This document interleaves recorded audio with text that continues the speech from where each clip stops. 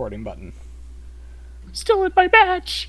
Still in this match. It's fine. You know we always wait a few minutes anyway, because... Yeah, we do. Yeah. Wait, what? Why did my team surrender? Well, I guess you're not in that match anymore. Yeah, literally, as we start, my match ended. Fair enough. Alright, I'm gonna give that to... My team, my lane ally just fucking bailed on me, so you know what? I'm not even hurt. Oh, I got Ness! Let's go! Oh, That was the last S I don't know what that needed. means, but all right. In order to rank up my character, I need to get S's on the character, and so I need to get 3, which is really damn hard. But I got my 3rd, so now my character mastery token gets leveled up to level 7, which is a huge, huge thing. Basically, it's proof that you're getting better with your character, and I'm so proud of that. But anyways. Mm-hmm. So everyone shall file in. Yeah, all right, I'm just ready. Give people a minute. That's all. I need to do that one everyone ping in my Discord. I'm assuming somebody found it, because there's only 4 of us here and there's 5 viewers, so somebody else is lurking somewhere. Yeah, one of them is me. Even if all 4 of you are active right now, there are 5 viewers, so somebody's lurking. Hiding. Somebody else is lurking.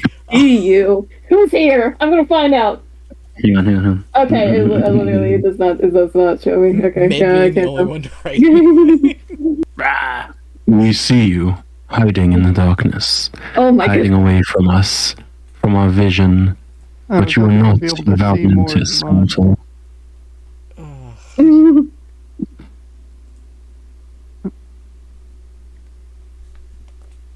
I see you, lurkers. I see all the lurkers. I need to pull up all my D&D stuff, so I need all my little tabs for my druid bullshit. And Oh yeah, I still need to set up my table. Roll20 Discord, my character sheet, my familiar sheet, my Still Defender sheet, the Twitch stream. The Twitch stream. Pull up the Twitch stream. Discord, OBS, my model software, Everything. my Twitch stream, my my map, my background map, my other items. Oh, and my phone's not open. I need my phone open. Oh. I need to turn my second monitor on. I've had my second monitor on. I don't leave it on because it messes with my because it's in 1920p and then my main screen is in 1360. So by having it on, it actually messes with how games and applications boot up when I first load them up. If I have that screen on, so I leave it on primarily. Leave it off. Sorry, I should say. It's weird. But it's something I have to deal with. Because mine are also 2 different qualities. Well, mine is they're both TV screens. They're not actually computer screens. Well, there's part of your problem. Yeah. What an absolute failure. Suck my cock. $20. Bro. Oh, dude, you're cheap. I am. I know my worth. What? 0? Occasionally. Depends if I do my makeup. I'm sorry to whoever is actually the ones. Yeah, sorry, squad. Somebody's you're lurking not. on this conversation. What do you mean? What? At least it's not like our Lethal Company conversation last night. Okay, we're not getting into that. No, but I mean, that was just like 2 hours of just conversation of bullshit. That was a time. After this, I've got to do a fucking financial meeting with my buddy so we can figure out what it's going to cost to go to Hawaii. Me, Mid, and Ethan were on until about 1 a.m. Playing Lethal Company and talking about religion, apparently. Oh, Lord. Alright. Man, this is a man moment. Surprised I haven't seen the message from any of our usuals, but for now we can Do I at need least... to manually summon Ash? Well, for now we can at least get started, and I'm sure I'll see something at some point from any of them. Yeah, I know. Is Snooze still live? Yeah, he's still live. He's doing an 8-hour stream. Alright. So, last we left off, we had some problems out in the world. After fighting far too many spiders, things. Far too easily. Wait, what do you mean fight? We used a fucking bug zapper. Yeah, okay, so after nuking an entire generation of Kruthix, without any ability to fight back, and as a matter of fact, the only thing they were fighting back against was the one that was being controlled by a bard. Looking at you, Truly. I do a little smile. I do a little tee-hee. I'm just a little silly. What do you mean? She has violence in her veins. I have violence. That's what it's short. It's short person thing, man. It's just all Charlie that is spite. not short. Oh, there's There's Ash. Ash. I mean, Charlie's not short. However, I am. There's So Ash. violence. Is it just you're short, or is it you're a short woman? Because that plays into it too. I mean, yeah, that may play into that too. Sometimes you have that existential urge as a short woman to cause violence. Okay. Okay, I'll let you move on. After nuking a bunch of freaking Kruthix to the point that I don't know if they're gonna come back tonight. They may be depressed and hiding away to see what happens. You guys tried to interact in the world to learn that there was some negative side effects to being out in this world. A couple of the security team that was out supposed to be attempting to train ended up getting sick. And you guys grabbed the head warrior as well as a couple of his soldiers to go back to your ship to figure out what's going on. So, and Epoch decided to start war. Epoch's declaring a cultural revolution. Bro. So, that's where Just to be clear, we didn't grab the soldiers. We did not assault or kidnap anybody. They volunteered to come with. Sure. So, where would we like to start? Good question. I mean, isn't research team question mark? Well, did we just get back to the ship? What's our current status? Where are we? What is our status currently? Currently, Epoch, you guys are all in the storage hold in, the hole. And Epoch just stared down the entire crew, the entire group from the Elven world, and essentially told them that he's in charge. Well, we don't know that. We don't know he said that. You do not. Mm-hmm. That is where we are currently. All right, time for small talk then. I'll look toward one of the probably baffled soldiers. And then I'll gesture towards the army of Kruthix we just slew and ask, so what do those things taste like anyway? What?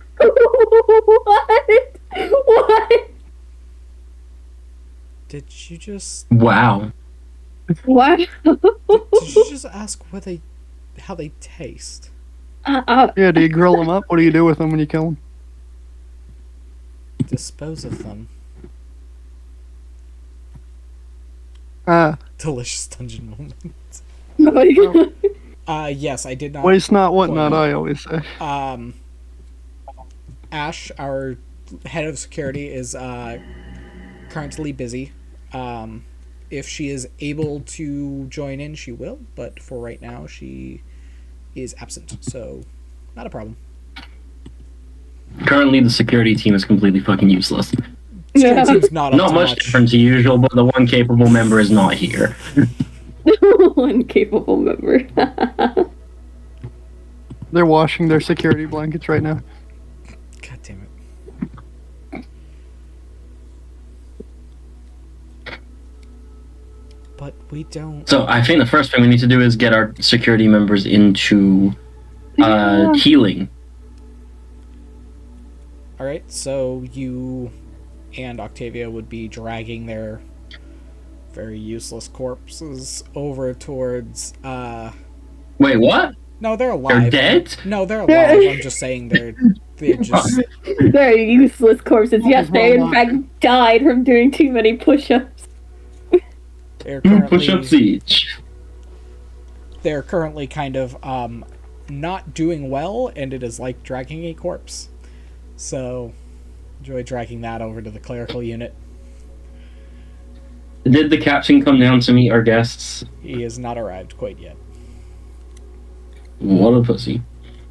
He had like an hour, like 2 hours notice. Like, come on, bro. Yep. I see punctuality is not a value in our society. Once again, and he did say this before, like, when you gave the notice, he just had to deal with the crew after having them fight a giant wave of spiders before you guys showed up, so... Yeah. Yeah, that really should be Charlie's job, no? Charlie was with you guys! Hence the goddamn problem!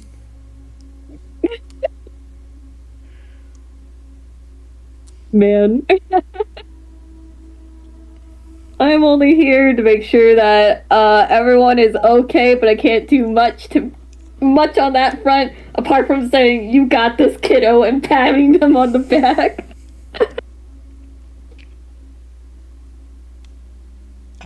As Lon, as you are helping Octavia bring the people over towards the clerical unit, you do pass by the captain. Lon, Captain. I'm back. have you seen Charlie at all? Charlie is in the hold with our new guests. Oh boy, I'll guess I've got some talking to do. Okay, and he runs off towards the towards the storage hold. I wonder how long that's going to go. He arrives. Charlie. Yeah. I think everybody's fine for now. A lot of people are very spooked. Do you have any ideas of how to maybe calm them down a little bit? Well, cutely looks at my sheet, cutely looks at my sheet, cutely looking at my sheet. I don't think I have shit for that. I don't think I have shit to calm emotions. Even though I only have a little bit of spell slots. Ash calling you out. Well, Ash, this is the second time you did this today. We could, and hear me out. Something. We could burn a fuck ton of weed in the air vent. No. Well, you have charisma. It would take a little bit of time, but I could see about talking to each one of them, make sure that everyone stays calm. I wouldn't want to bring everyone in one area, seeing that work needs to be done. So I can see what I can do, but and they look over to the new guests. Epoch is just standing there staring at them after saying the things he said. Oh, I'm sorry. How do you do? I'm the captain of the ship. Welcome aboard. If you need anything, just let me know. I'm sorry, I'm a little bit busy right now. Wait, is he speaking that's all right. common? He's speaking common. The captain. Oh. Do they speak common? Have you figured that out? Because everyone's been speaking in Elvish pretty much to them, as far as I know.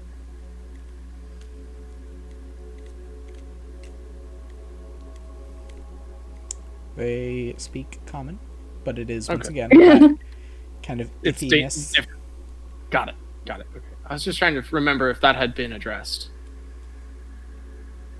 Mm-hmm. Either way. Yeah.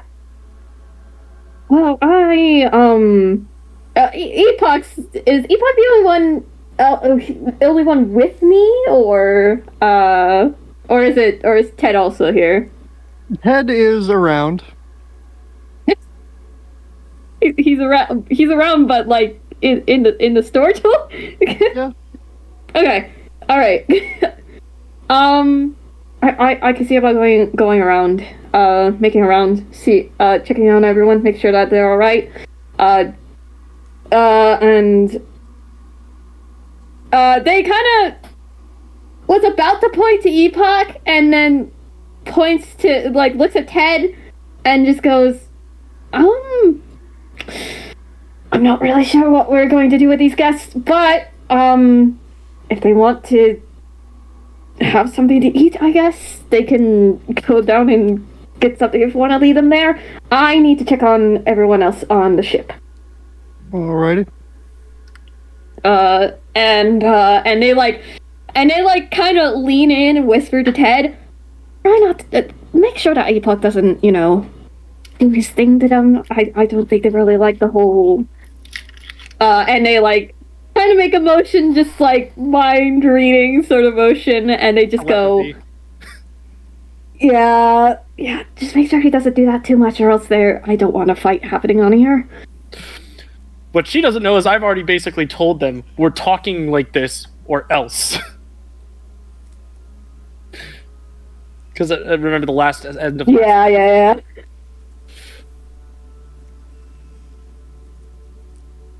Yeah, I don't want any sort of,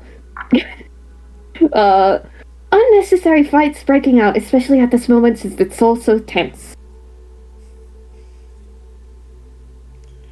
The warriors are still kind of looking at everyone else, and they're now kind of piecing together the fact that Epoch is not the one in charge. Not totally, but definitely in charge, though. Yeah, and then after that, they're gonna head off and do their rounds of checking in on everyone. Okay. Charles, Seeing that the captain is here... Oh no, the captain busted it and fucking ran. Okay. Yeah. Okay. The captain is no longer here. Oh, okay. Seeing as you lot don't like to eat them spider things, how about some grub? I know we talked about this before. For now, let's figure out what the difference is between whatever is going on here with you lot and our lot. We have our own rations for now. Until we get sorted whatever is making you all sick, I'd prefer to not be tempting fate. Alrighty then. Ted's gonna take a swig from his flask.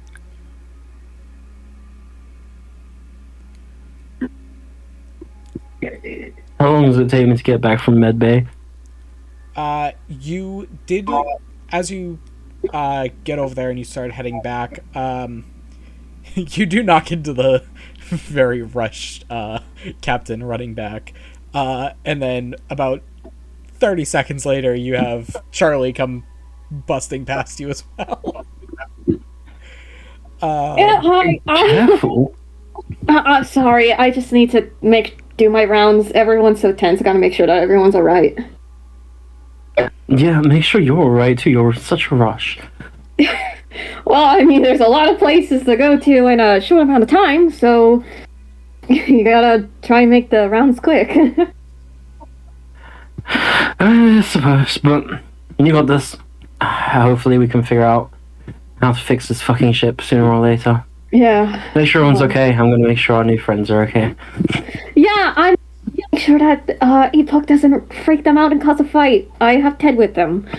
I think that he's gonna try and bring them to get some food here. So take that. I'm sure that will end well. Well, as long as Epoch doesn't probe it in their minds, they don't like that. So for a robot without feelings, Epoch is not particularly adept at following orders and doing things in a correct way. So yeah.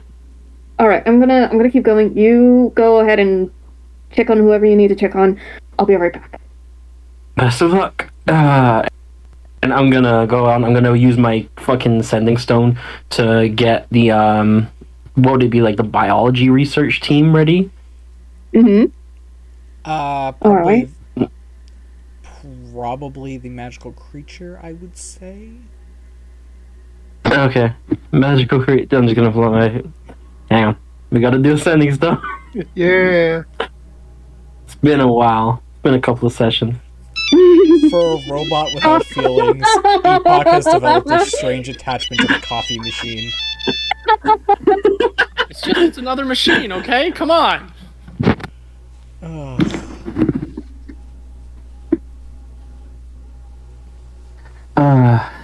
Hello. Am I speaking to the head of the magical research team, magical creature research team? Yeah. Boss? Yeah, it's your boss. Hi. Not so much magical creatures, but we have some natives of the planet on board. Our men seem to be having some negative effects from the radiation, and some of the natives have kindly volunteered to come on board and let us check, have a look at some, their bloods and things like that, see what the difference is, and make sure we don't all fucking die here. Good. I actually do have some information regarding that with the things we got earlier. Bring him here. Spider things, yeah. There's a lot to understand. Cool. And then I'll hang up, and I'm gonna go get the boys. All right. So, takes about another 15-20 minutes for you to get back to the storage hold. And in that time, Ted has been consistently drinking whiskey out of his alchemy jug. No, mayonnaise this time. Oh, mayonnaise. Okay. Yeah. Gotta eat something. Epoch is staring daggers into them, and they still have seemed to just not move.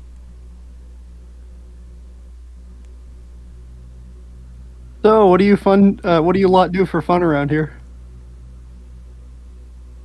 Most of us are busy training and then, fighting these creatures, so fun isn't really in our job description. Sounds fun to me.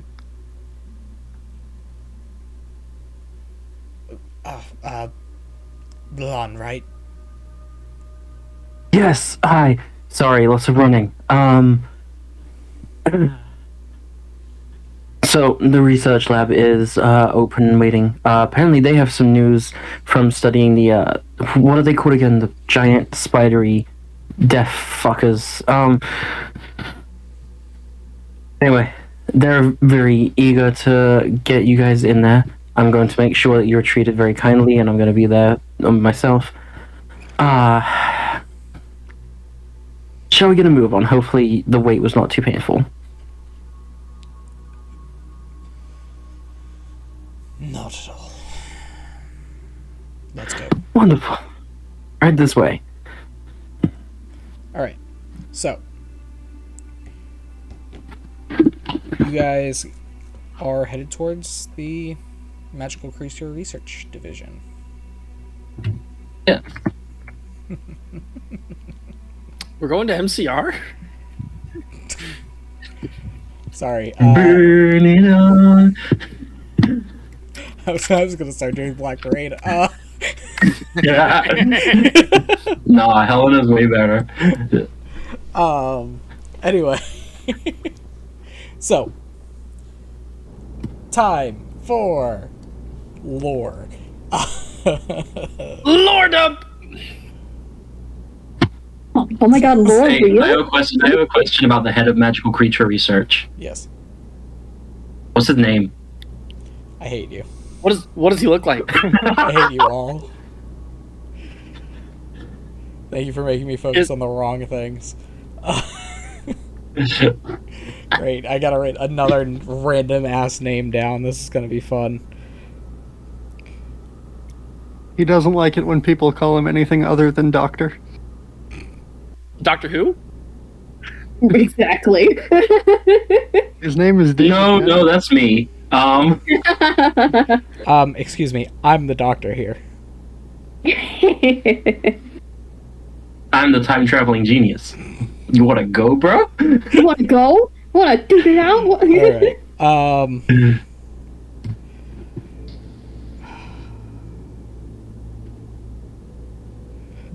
Okay. This is not lore based on this. This is lore based on me dealing with players and naming. I have to be very careful, or sometimes when I name something, it just becomes a huge joke. Ethan. Yeah. Oh no, you weren't in that. Were you in the Jonathan campaign? Are you referring to the half orc? Yeah. Yeah. Yeah. Okay. I named something Ragroth because that was long story, but that was his name, and everyone just kept calling him Rutro. Where did Rutro go? God damn it. You know, we'll just go with... You know what? Yeah, we're going with that name. Why? Because I think Ghost is gonna laugh at this. His name's Eobard. For fuck's sake! Oh, I don't think you like that one. He's in a Is he wheelchair. wearing a yellow fucking suit? He's in a wheelchair.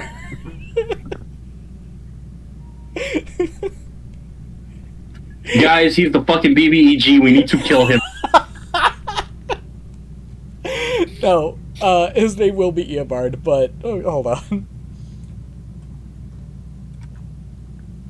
I knew where you were going with that immediately. Yeah, and I thought I knew you would. What's his last name?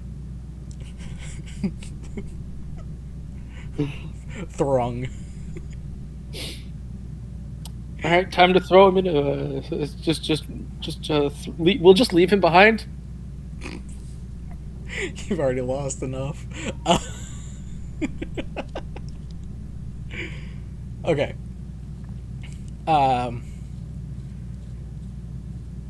Eobard is a he is a Tabaxi. Sorry, not Tabaxi. Leonin. I know difference. Okay. I was about because you're just giving him the speed race as well. No, I was thinking lion, and then immediately just went like lion beast folk. But I'm like, nope, that's a Leonin, not a Tabaxi, because it's specifically lion type. Although I could just make it with panther Tabaxi. No, he is a Leonin. So he looks like a roughly 7 foot tall, two-legged lion. White mane, and some slightly darker, I should say lighter brown, but like darker than the rest of his skin or fur, down below his mane. So yeah, Eobard.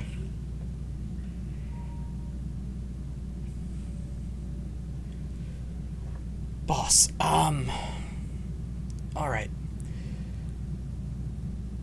We may have figured out something. That doesn't sound... I mean, it sounds good that we figured something out. Your tone suggests not so good.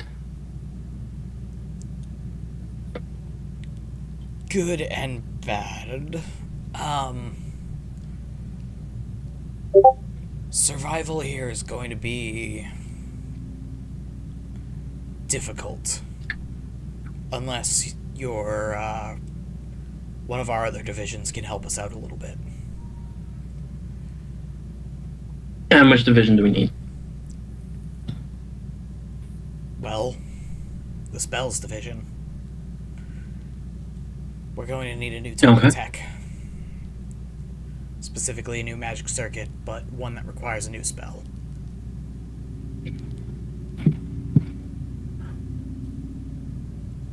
Okay. Well, I can get them up here and then we can figure that out. But let's go in. Please, step inside. As you guys walk into another one of these glass research bays, with the Kruthos currently dissected across a lab bench.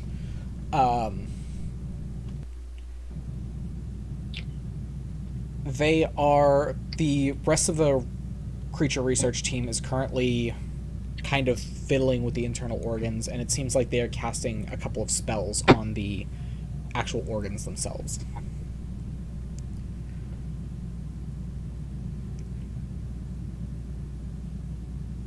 Interesting. Can I tell what spells they're casting? Roll an Arcana. Sure thing, boss. Not I'm good at that already. Character sheet. No, Ash. Plus 7. 30, 20. Okay. Give me 1 second, because...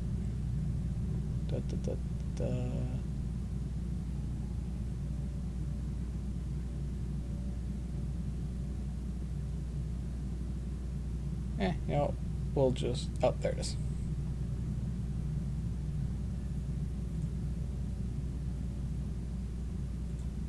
Come on. There it is. Ethan, that is exactly correct. Yeah.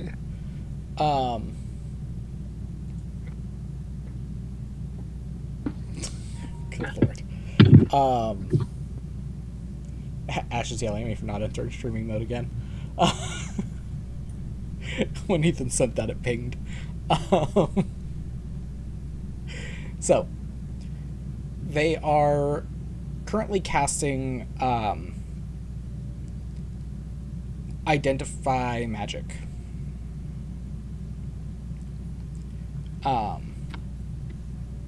So, let's get into the background lore first for the players and for chat about magic and how it works in this world.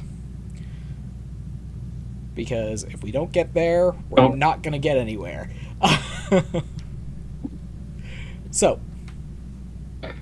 I'll put on some magical lore dump music. Let's go. I swear. The way that magic works, there are some specific rules. Certain things are different depending on the person, how they learned, who they are, a lot of different things. But there are generic rules overall. For instance, when you cast a spell, you have a spell sigil appear in front of you. That is what you are channeling your magic through. So whether you're using an arcane focus, a wand, or you are casting it based off of a actual circle itself, depends on how you actually cast the spell. But wherever you're focusing your magic through, you do see a type of sigil appear. That sigil differentiates depending on what level the spell is, what type of spell it is, and what the spell does. So, if you would all go to the journal, I believe, in Roll20. In all of your in all of your journals, there should be a list that says handout, and on it there should be a handout that says spells and shapes. Let's swap this over here for you guys. So, there are 10 levels of spells, each one having its own shape. Circle being for cantrips, teardrops for first level spells, ellipses for a second level spell, triangles for third, fourth is square, fifth is pentagon, sixth is hexagon, seventh is a crescent shape, eighth is an octagon, and ninth is a star. Fight me if you want anything different. So those are the 10 different shapes for the different levels of magic. Then each of the 8 schools of magic have their own color associated with it. You have Abjuration is white, Conjuration is orange, Evocation is green, Enchantment is yellow, Illusion is blue, Divination is purple, Necromancy is black, and Transmutation is red. On the interior... Man, this is a lot to write down. Color. I can copy and paste this later into things to know about the world. Alright. Yeah, yes, I please. have it. I have it in a note on my phone right now. That's what I'm reading it off of. So I can literally just send this note to you guys later. Already. These. The different ways that a spell targets a whatever so inside of whatever the shape is for the sigil is a specific symbol. So if it is a self-targeting, it is a shape of a body. Excuse me. If it is a touch target, it is a hand. For a ranged target of a specific person, it is the symbol of, like, similar to a crosshair on like a scope or a sight. It's a circle with a cross down the middle. Cones, beams, or cones, lines, cubes, cylinders, spheres, and circles are all exactly what they are. That's the symbol that appears in the center. Range for a location is another one of those crosshair symbols over a square.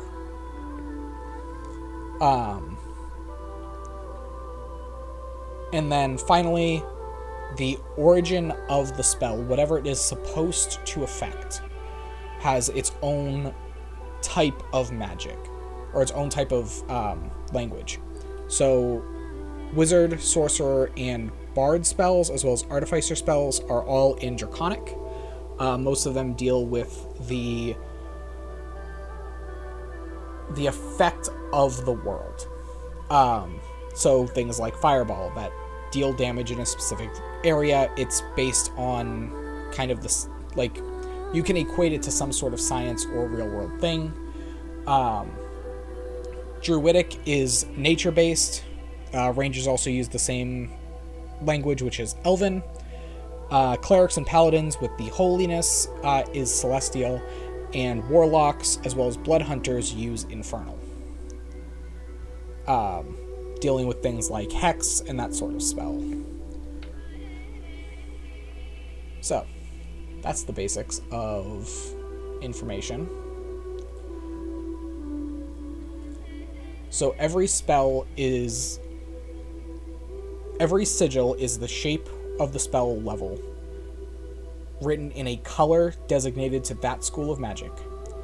In the middle is a symbol affecting whatever its target is.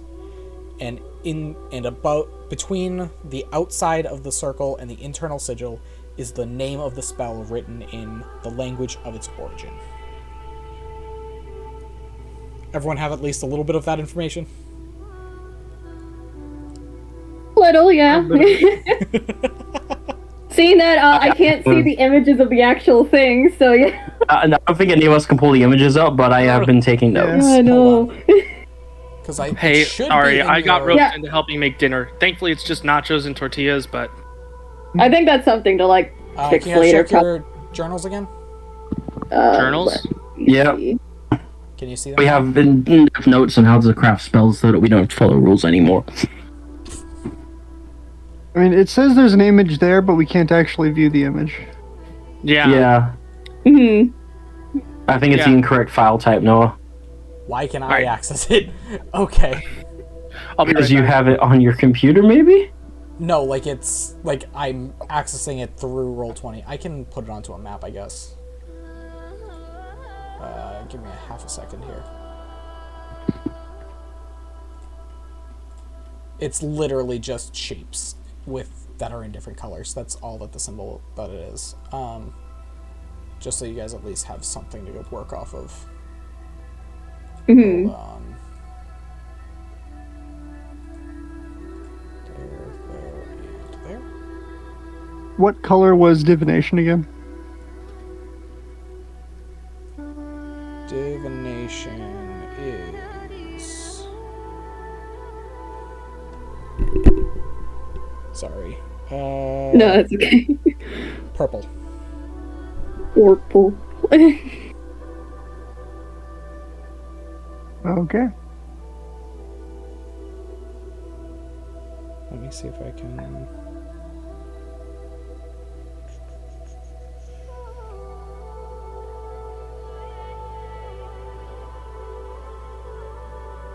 In theory, I can just select all of this and send it to you guys. Let's find out.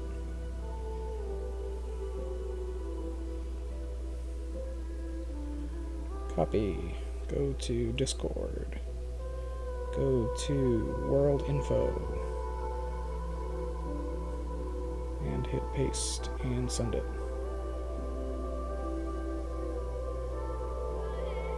Should have sent.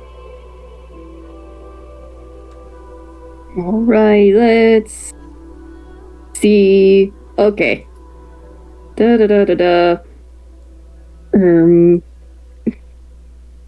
Okay, that helps. Figured it might. That helps. Alright. The only one you're not going to be able to see right now, and it's because the background is white, would be the hexagon for 6th level spells. But that is because it is literally a white symbol right now. Besides that, that is what you guys really need at the moment. I'm assuming you guys can see it. I put you guys on it? Yeah. Cool. Alright. We're back into a spot where you guys can at least semi-understand what is occurring right now. No, we know. There we go.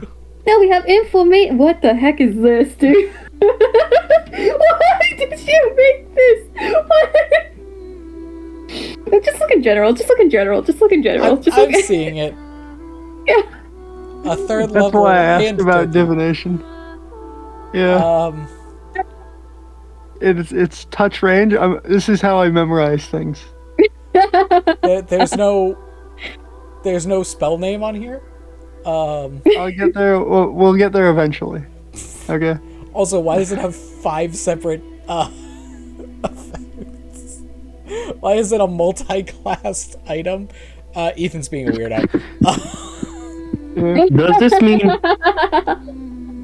Does this mean we can just change spells around too? So, say for example, let's say I do circle green hand in draconic, right? Okay. There's no one for element. Okay. How do you determine then what it does from there? Whatever's funniest. Is it just you speak how it works? So first of all, you need to... So...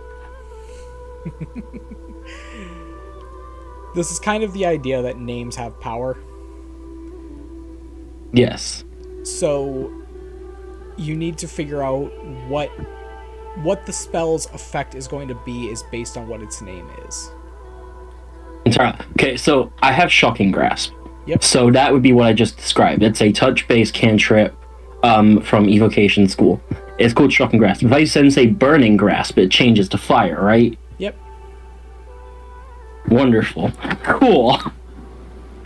Now, that doesn't mean that a spell will work right away. You need to be sure that that will work. Okay, I'm back. Welcome back. Sorry, I had to help make quesadillas and nachos, and then I also made myself microwaved cheese and all that, so... Yes, I am making a spellcrafting system, Ash. I've been working... So how do I get this image to work? Go check the thing again. The images should be on your Roll20 right now. But this also means that we can cast spells from other schools outside of our own, right? There are... So first of all, you need to be able to understand the languages. Hence why each of you have a language depicting whatever you are capable of spellcasting. On top of that, this is where information is about to get put in with you guys. As PCs. Because in theory, at least some of you should know at least some of this information, i.e. our magical researcher. Ashton, you are totally correct. Yeah, you're probably right, but you know what? I'm here. Yeah, you're probably right. So I will make spells capable of forcing people to use their jump distance. Nice. Nice. Good job. So Also, the spell shape thing isn't working. spell sheet thing. Are you looking at your map? I'm. Are you on Roll20? Yes. Do you see the map? No, I do not. I see a white blank canvas. Does everyone else see a white blank canvas, or do you guys see the shapes? I see a white blank I canvas. see a white blank canvas. Okay. The Sorry, thing bro. may or may not be liking you today. I don't know. I sent it out It's as just a a gridded freaking- square. Okay, interesting. Because I put it in as a PNG, so well. We'll go back to It's the weird. other map for now. Just send it in the cord. I will in a bit because I need to find it properly on everything. I will attempt to at least.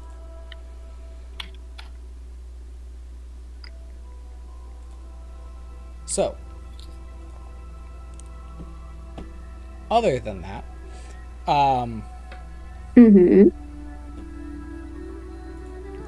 so everyone has the ability to learn to cast different spells from different spell lists. I mean, that's the idea of multi-classing and that sort of thing. But I see, that is the reason. Okay, I will work on it tomorrow and get it sent to you guys again, because even though I saved it as a PNG, it did not export as a PNG. That's what happened. It's weird. Yeah. Okay. Could you send it in the general in Discord? That's what I'm saying. It didn't actually save it as a PNG. Even though I hit the button. So I'm using software that is made for bitmapping, but you can export whatever you're bitmapping as a PNG, and for whatever reason, it did not save as PNG. So, got to figure that out. Anyway. So everyone is able to learn different magics, but you have to draw out specific magics from different, you could say, parts of you.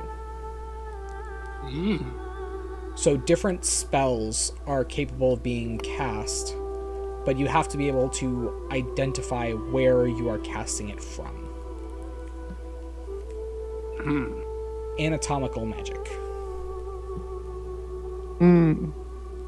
Just change the file name.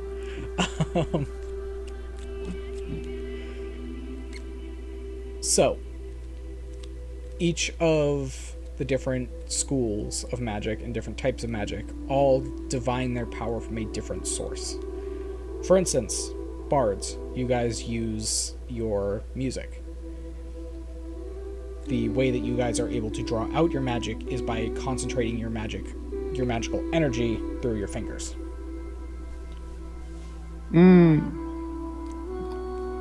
While people... Druids call... What? I was just going to say, druids call theirs from the very world around them. Right? Yep. But what is that thing that people say when they have a weird feeling about something? Where does that feeling come from?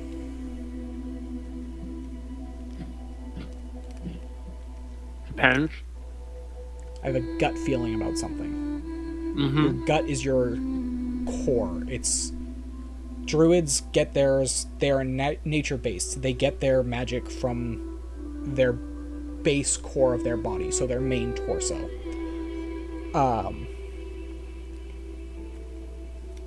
So each of the languages is also kind of a teller of where the magic is coming from.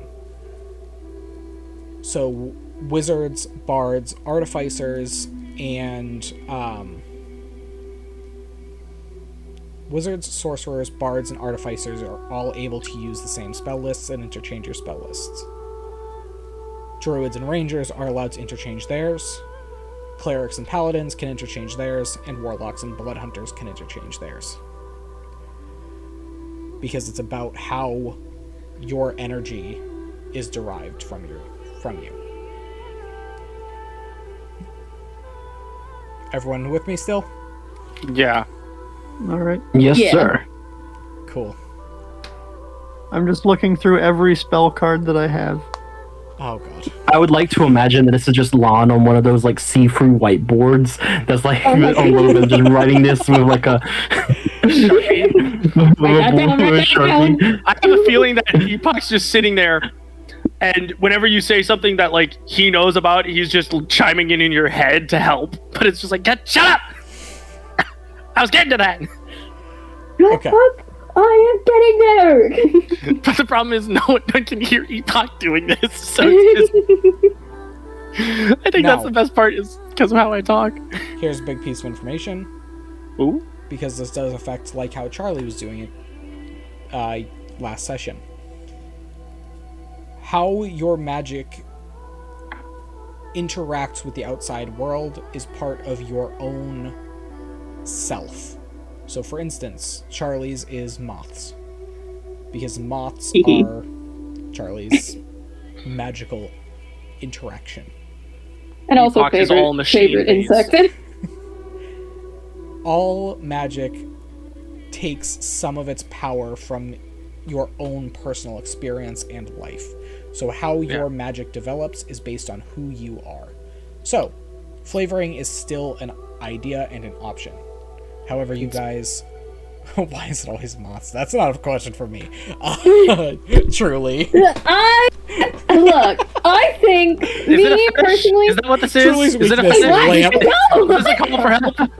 Truly's weakness, lamp. I just think moths are really cool insects, and they can also be really cute, especially the fluffy ones. So if I just take a giant lamp, would it just take care? Would it get rid of you? No! But What the hell? obviously you guys haven't really specified what your flavoring for your way of doing magic or your type of magic interaction is, but you guys are still more than welcome to come up with what your personal magic is. Minus Machine! me. I mean, yeah, you've made yours machines. That's why all of your summons are mechanical Machine. rather than... My weakness is not lamps, Ash. Yeah. remember- I also said this for spike growth. It's literally floor spike traps when it comes in. I have a picture in character art that I sent and it says specifically, this is Lon's spells, and it's like constellations that make like shapes and like 3D shapes and stuff out of star constellations.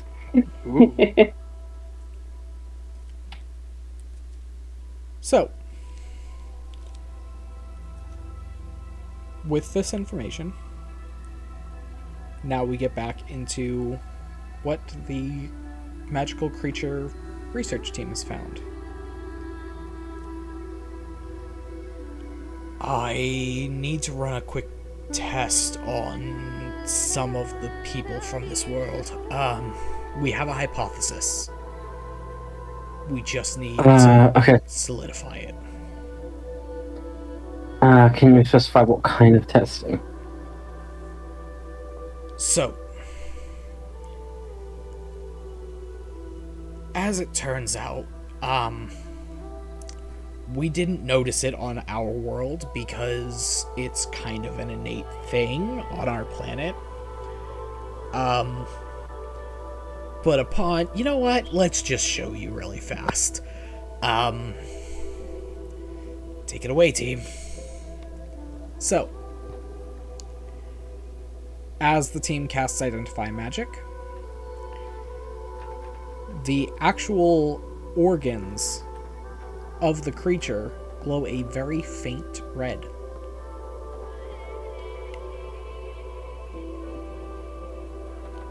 Okay. Yeah, as it turns out, apparently our magic anatomy, is impacted by the world around us, and different hues of magic, different hues of light from the different planets, impact our different ecologies differently. God fucking damn it, we're doing Superman shit, really? Of course we are. Red sun, solar panels in our skin type shit? Come on, bro. Bruh. I don't even understand the Superman part, but man. Oh, God. Oh, truly. I would explain it, but it's going to sound very condescending if I start rambling comic books off the side. I know, right? Yeah.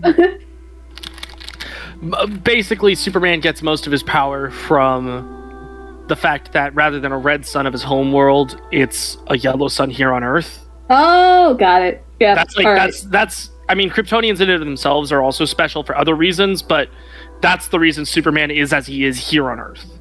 Got it. All right, that makes sense. All right. I put two and two together. I understand now. I mean, they're still better than the average human. They're still better than humans, just baseline, but because of the sun, they're special. Yeah. So, the reason I kind of was forced to go down this route, just as a very, very metagame thing, different hues of light do have different impacts on things that exist. Oh, that's a question that should have been asked. We use the light that's based off of our own scale of light on our homeworld. How did the people react when they got in the ship? How did you guys react when you got off the ship? Oh, that's true. It's not an instant Epoch. thing. Yeah, no, that's fair. So different hues of light do actually impact you physically differently. From a medical and scientific standpoint, that is just actual fact.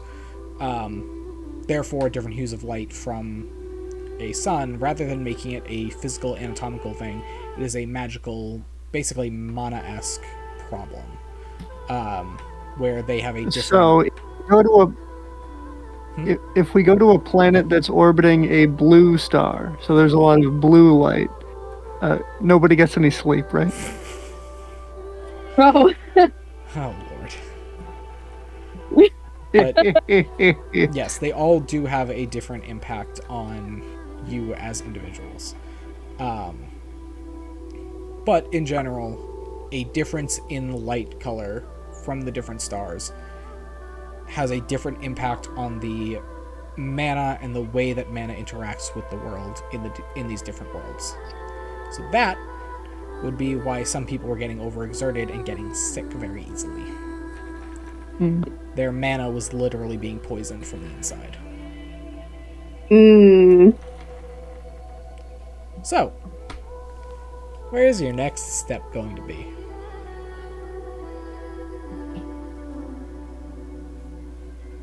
Well, that's a good question. We're not all there learning this information, huh? Yes. Okay. So, again, specifications on what type of tests you need to run.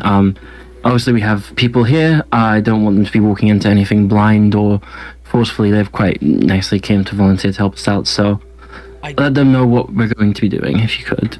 I just need to check. Just need to cast a couple of identifies and just make sure that we are right about this. With this information, we may be able to create a new item. I'm gonna look to the people there and see if any of them are willing to volunteer for that, basically.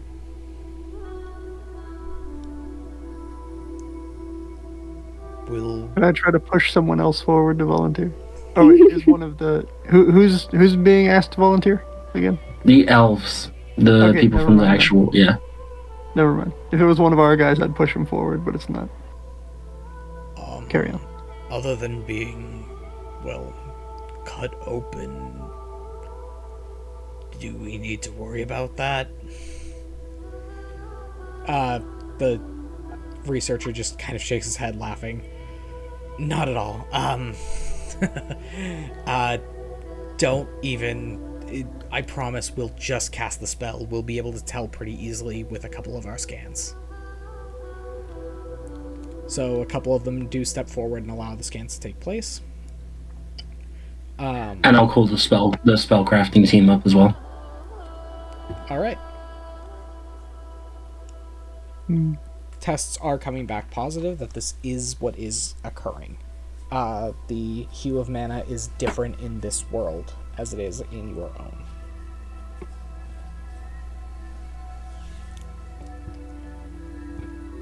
Interesting. So if it's the type of magic that's different in this world that's affecting us, how comes me and Charlie and I guess Epoch doesn't really get affected by radiation, Ted are not like getting hyper affected, being like the better spellcasters in this expedition?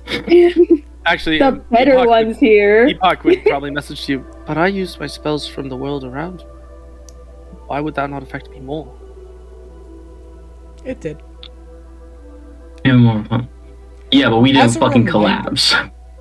Well, okay. Yeah? First of all, you guys did run con checks, and if you guys remember correctly, you guys rolled stupidly high. Yeah. Now listen, I know that metagaming. Lon doesn't know that I rolled a con check for him. I know, but so I also know that metagaming, you are also kind of asking the question as to why it didn't impact you guys. It did. But that's why he asked why we looked tired. Yeah. You guys did look tired throughout the entire time, even after the quote-unquote sleep you guys got. Fair play. And it also did have an impact on your spellcasting. The problem was, it didn't matter because you guys were sending nukes at spiders. Because we are gods in this world. Shatters. All of the magic was all dealing upwards of the required amount of damage to one-hit the spiders on a failed save. So, yeah. Does the spellcasting team have what they need to, have the ability to create the spells we need? A couple of spells have been created in the past, so you guys do know how to... You wouldn't have a spellcasting research team if you guys didn't know how to research spell creation, right? Sure, this is just new world, new magic, so... you say that, we wouldn't have a security team if they couldn't handle security. Man! You're right. This is a certified man moment. Oh, boy. But yeah. So, spellcasting creation team is on their way up currently. Is there anything you guys would like to discuss in the meantime? Alright. What is Charlie doing? Charlie! I mean...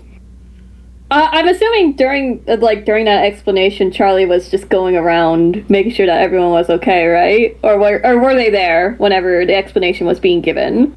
That is up to you. I know you started out by saying that you wanted to go check on everyone first, so... Yeah, I believe I believe once after the rounds were done, if Charlie offering like some water or anything like that to people in order to like give them a breather from the panic, they would have caught the tail end of that explanation and just go, right, what did I miss something important?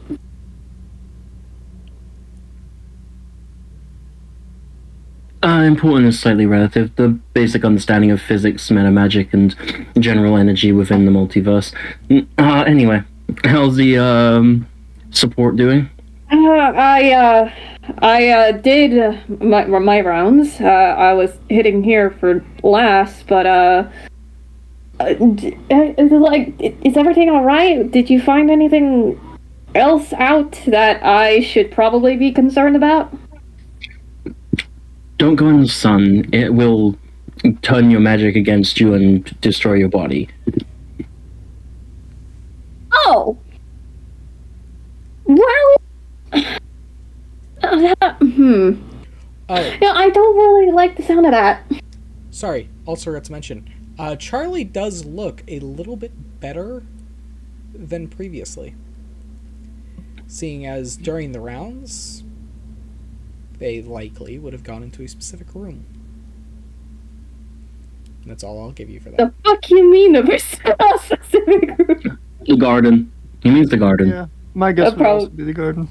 Probably the garden. Yeah, that would probably... If there's a Wait, what? Would people even be there in the garden? Probably. I mean, people are having it's one of the panic attacks. Yeah. And on top of that, somebody still needs to keep an eye on it. Yeah, that's fair. We do have a gardener. What? Huh? The coffee machine's gonna save us, boys. No, God, no. Don't say the coffee machine will save you. What the fuck you mean, no?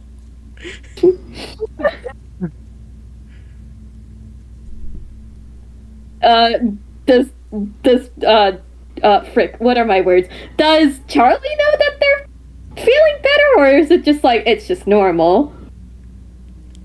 You feel a little more energized than you did this morning, but you could also be just kind of on adrenaline.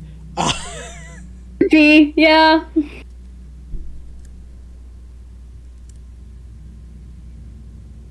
All right. Doing.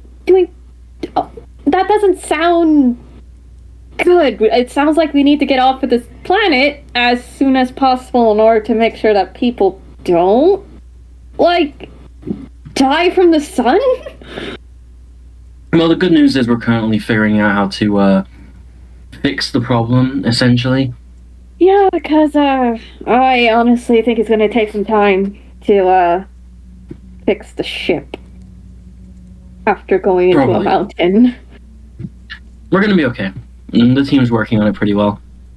Yeah, well, that's some good stuff. That's good. That's good. Well, as long as everyone here is all right, they kind of like look back at everyone else in the room.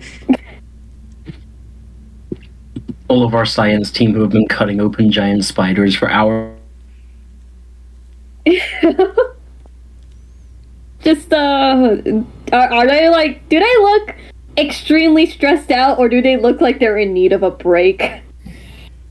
They look like they've been at it for a while, but at the same time they know that their research is very important right now. Okay. Alright, then I won't stop them too much. Yeah? Crap. There's another thing. These creatures, I think they might be hive mind. Potentially. I can't guarantee that.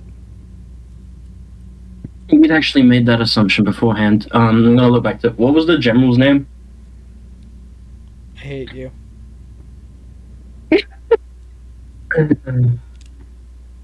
You gave us like this massive NPC who's like our one contact in this world, and you didn't give him a fucking name? I definitely did. Twice. Where it is, I don't know. You need an NPC's chat where you just post pictures and names. You know that, right? It was not Kenobi. I like that. I know for a fact I put that in somewhere. Somewhere. I know I gave find it. it. Yeah, gonna have to look back. Somewhere over the rainbow. Control F? Question mark? No. I mean, it's somewhere. Oh, okay. He spoke it in a video. He doesn't have it written down. No, I don't, okay. because That I'm makes sense. supposed to be going back through my VODs, but I'm not. Man moment. Anyway, ignoring that for now. I know I gave him a stupid name. Don't remember what it was. Anyway, we'll look back to the general. Do you know anything about how these creatures communicate? They've never communicated before. They don't. More and more so within their own rankings than towards you.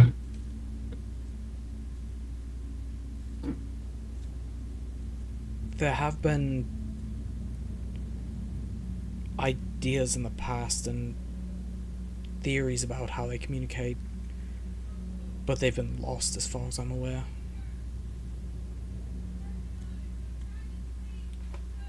Okay. No, do we have magic items on board? Yeah, a lot of them. Do we have a ring of mind shielding? Not that one. Fuck. Do I know what a ring of mind shielding is?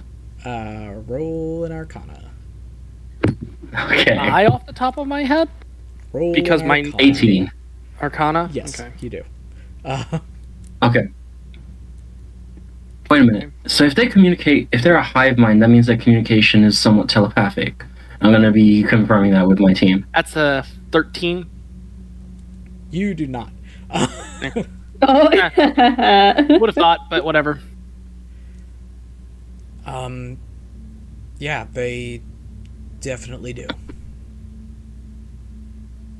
No, I'm going to look back at the captain. You guys don't fuck with telepathy, and I understand that. You don't like people talking in your heads. They talk in each other's heads, and that's how they're so, well, coordinated and dangerous. They will come together in full flocks that are all synchronized simultaneously through the neural connections, through some sort of arcane ability. So, back in our world, we have things, magic items like rings, and these rings can protect us from being invaded psychically, but also stop people being able to communicate with us in our mind. That technology, it's arcane technology, and your arcana tech, despite the fact that your technology is quite lacking compared to ours, no offense, but you don't have this.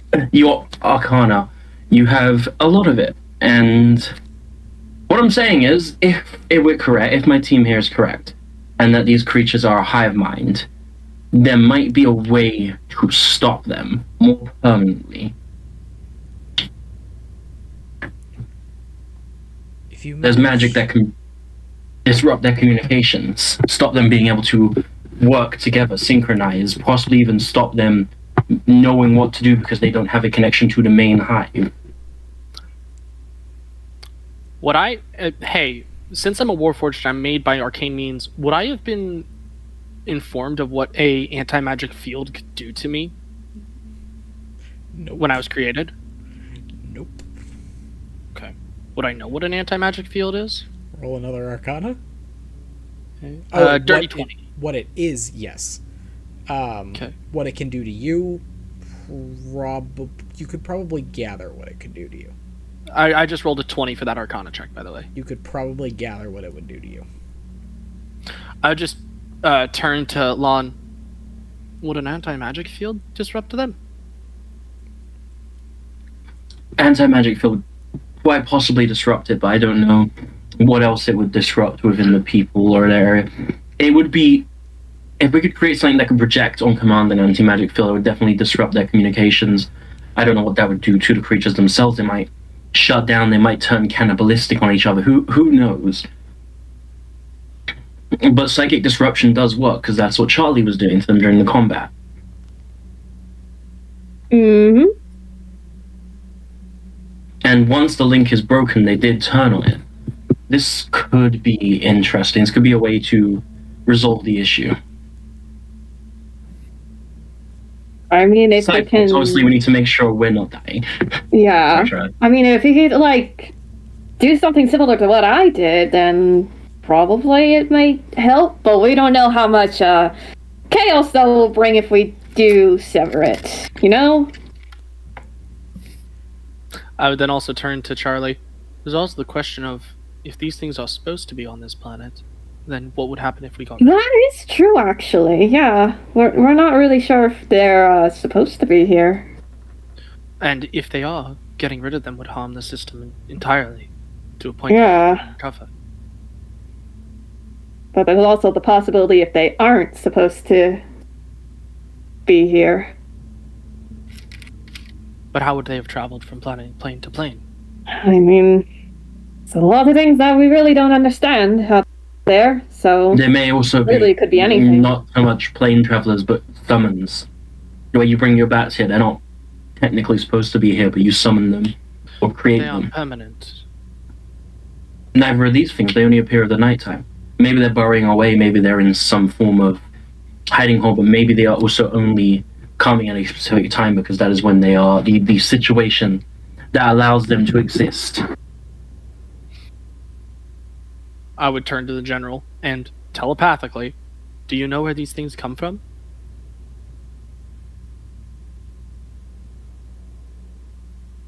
He still doesn't respond.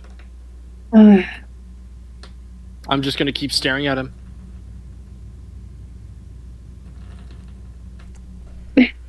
With that, the science team the next part of the science team shows up, the spellcasting creation squad. The squad. Squad. The squad. Who's the head of the spellcasting creation team? What's his name?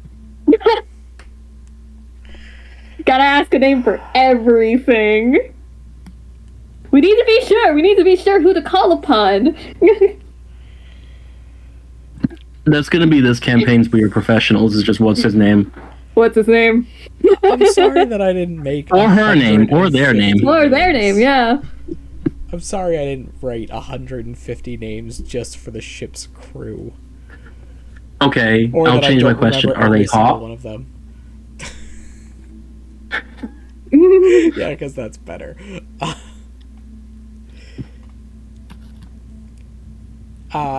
So the head of spellcasting creation is a female tiefling. Green color, and her name is Emerald. That's very on the nose, but I like it. It's also tieflings. Emerald the green tiefling. Well, tieflings are not... Have you ever actually looked at the creation... Attribute names. That's why I have a tiefling called Chaos, yeah. Well, that's the whole thing about... I love the like, rules of naming things in D&D. Yeah. Because if you go by the actual naming schemes, they're god-awful. Mm-hmm. Literally, Isn't it dwarves that have, like, 10 different names? I think, gnomes. I don't know. Gnomes keep every one of their names. But that's why they always only go by, like, some sort of nickname or something like that. Because technically they keep every single name from every generation.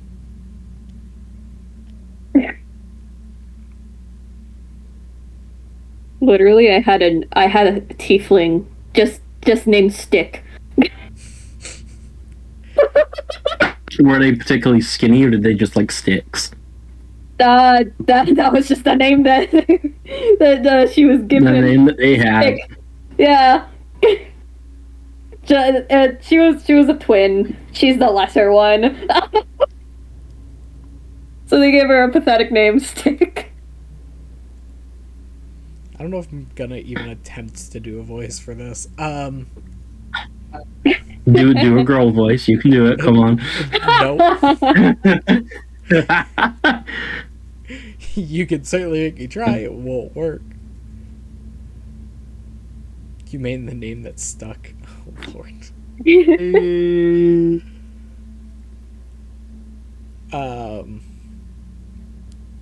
Anyway, she asks how she can help.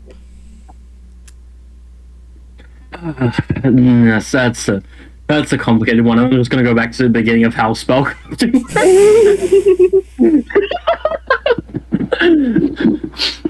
And about half an hour in, just later, just be like, and so basically, I'm afraid I already know all of this. This is my area of expertise. I know, but look, I know you're aware. It's very difficult to explain now without going right back from the beginning. There's not a you don't know thing. It's a I'll get through it quickly. What do you need me to make?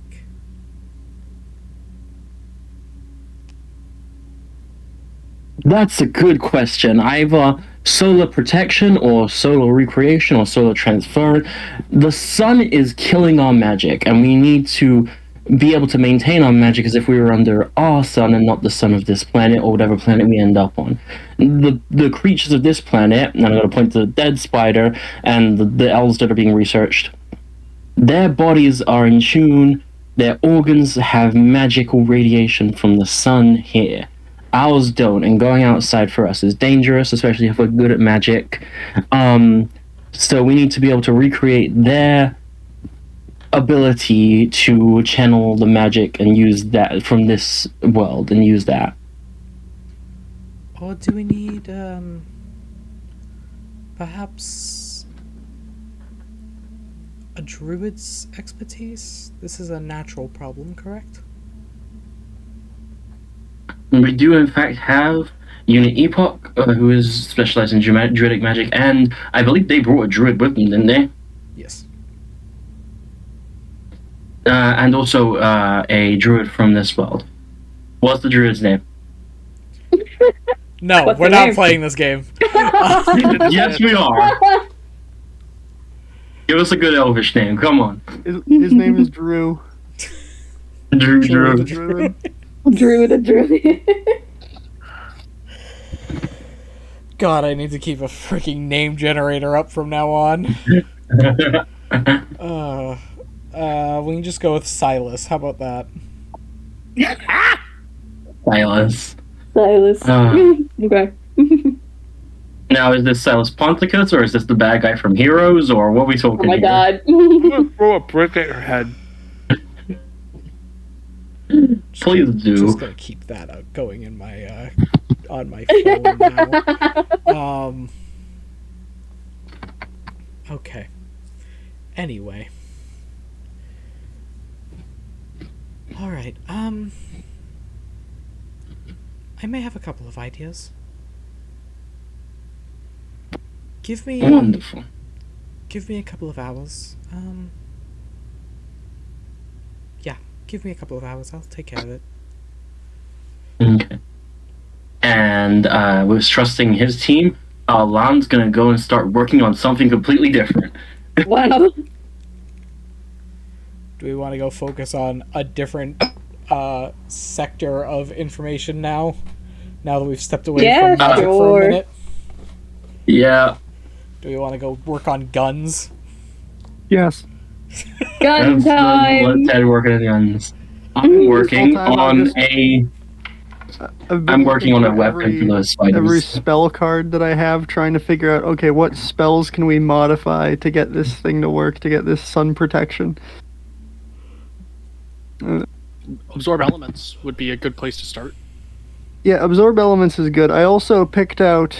It would depend on whether we're experiencing do anything there, because it is.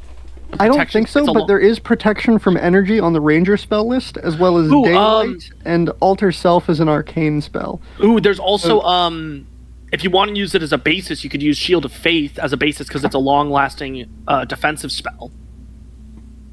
Well, it depends. Is it that we're being poisoned by the sun and we need to block the sun, or is it that we need to filter we are it energized by our own? What or does it need to be filtered? That's also a question to be answered. Do you guys want to work on more of the magic adjustment, or do you want to work on guns? I want to do spell stuff with the other druid, but that's just personal. I want to do good. But I'm prepared for both. We will have a lot more magic talk soon, so let's focus a little bit before break on mechanics. Fire. Yeah. Okay.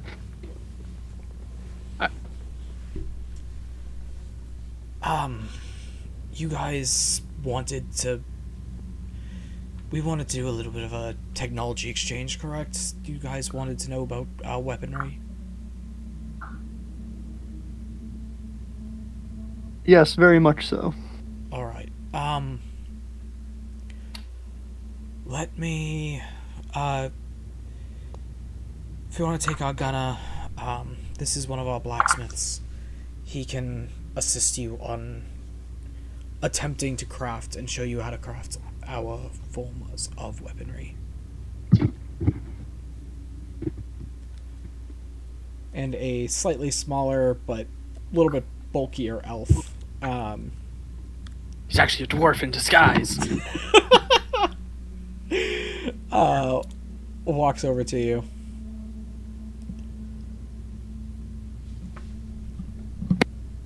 Hold on, before I get asked the question. Let's just do it. Where'd the button go?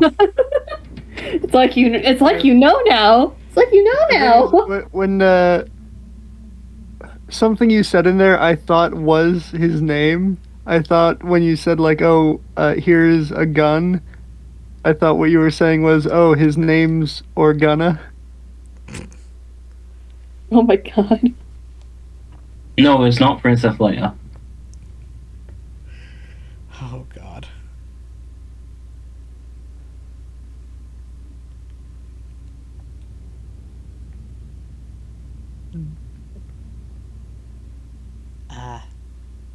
The name's Adama. How can I be of assistance?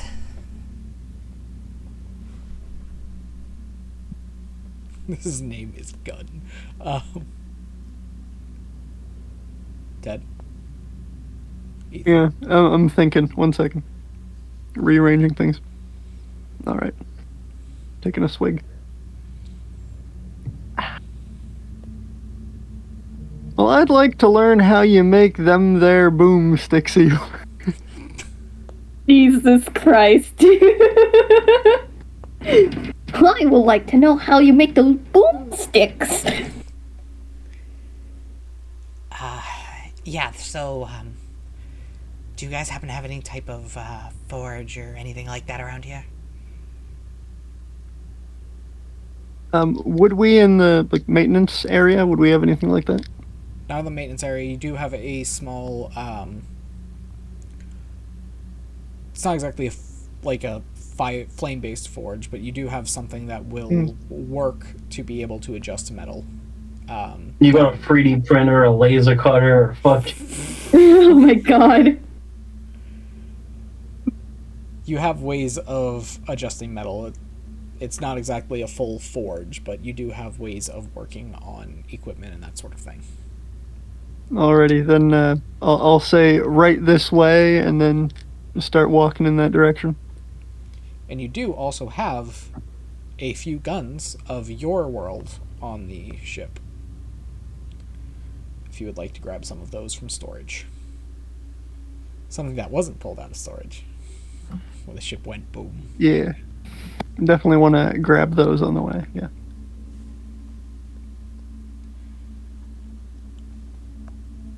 Alright, what are you looking for a gun? Something small, something big, fast firing? What are you looking for?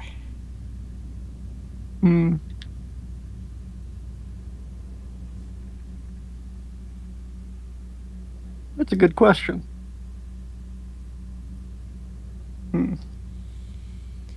How many varieties have you invented here?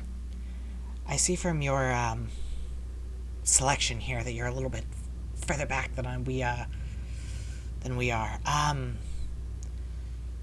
We have much more advanced versions of a lot of these guns. These are the kind that you still need to pour the black powder in and stamp it all down, right? Yes.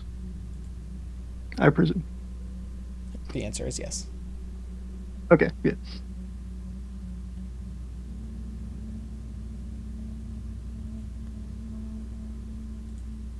Um,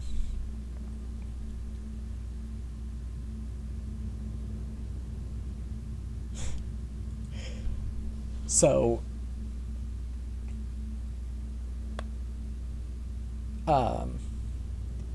Okay, let's start with the ammunition that we use.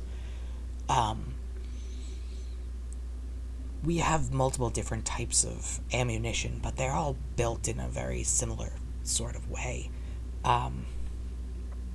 Rather than just lighting black powder, gunpowder, whatever you call it, and just lighting that and making it go boom, we pack it into these small metal casings. With that, they have a small pin at the back that is able to spark it and propel out the ammunition, so it's all one piece. So rather than having to piece together each load of ammunition, the ammunition is already loaded into one small capsule.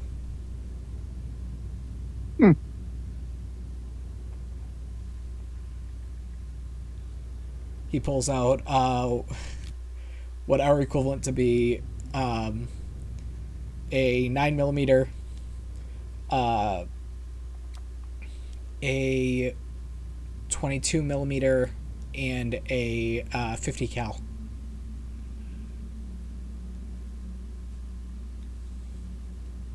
Now, when you say 9mm, are we talking like pistols? Or are we talking AR 9mm? Not gun, just the ammo. Oh, okay. Just Do the they ammo. make 9mm for ARs? Is that a thing? Not for ARs, but for Yeah. SMGs. I've seen ARs chambered in 9mm. The fuck AR is shooting a 9mm is a fucking BB at that point. It's a pistol round. Hmm? It's a pistol round. They do use them in SMGs. But that's the biggest gun that they usually use 9mm in. No, there's a 9x39, and that's used by the Ventores, but they use that because it lets them get subsonic on the 9mm round. Good lord. Yeah, no, so 9x39 is pretty used. 9x18 is what the, like, your standard M9 Beretta uses. 9x19 is what stuff like the Makarov uses, but 9x39 is used in some rifles because it can be packed so that it still fires the bullet at a near subsonic, and then if you include a suppressor on top of that, you can get it subsonic and make the thing movie quiet. Sci-fi fantasy party, welcome to 1882. You now have a rifle bullet design. Let's go! Yeah, pretty much. Yay! Meanwhile, we haven't even gotten to the main problem yet. Quick Anyways. history fact and quick bit of science. Who knows what came out first? Updated ammunition or better firing accuracy? Wasn't it better ammunition because they turned it so that it was a paper shell that basically that held the bullet and the black powder, but they just put it in the same guns? Nope. Oh, was it? It was Huh? rifling. You Oh. guys don't have rifling yet. You're still on smooth Right. bore. Right. No, it was rifling because it was used. If I remember correctly, even though they were expensive, they were used during the when America was trying to gain independence because Washington basically used them as sharpshooters because rifled barrels were very. Well, before that, they were used as hunting rifles. Yeah, so they were using the hunting rifles to target commanders. And yes, Ash, you are Pretty correct. much. Pointed bullets did come out before shells did, but right now they don't even have a rifling. They're still using smoothbore weaponry.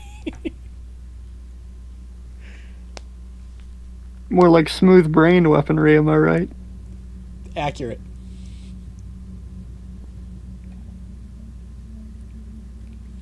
It's the most American Not accurate, that's ever. the problem. Oh, God. Yeah, let's go.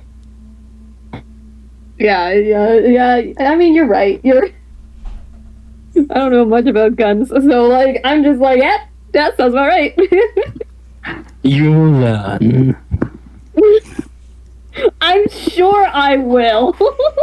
You spend enough time in this campaign, you're gonna learn bioengineering, you're gonna learn firearms, I'm gonna learn all this. Listen, this is the first campaign All on that I've this from actually... none of us have any qualifications to actually say any of it's correct. We're all Know just any sad of and have this. no life.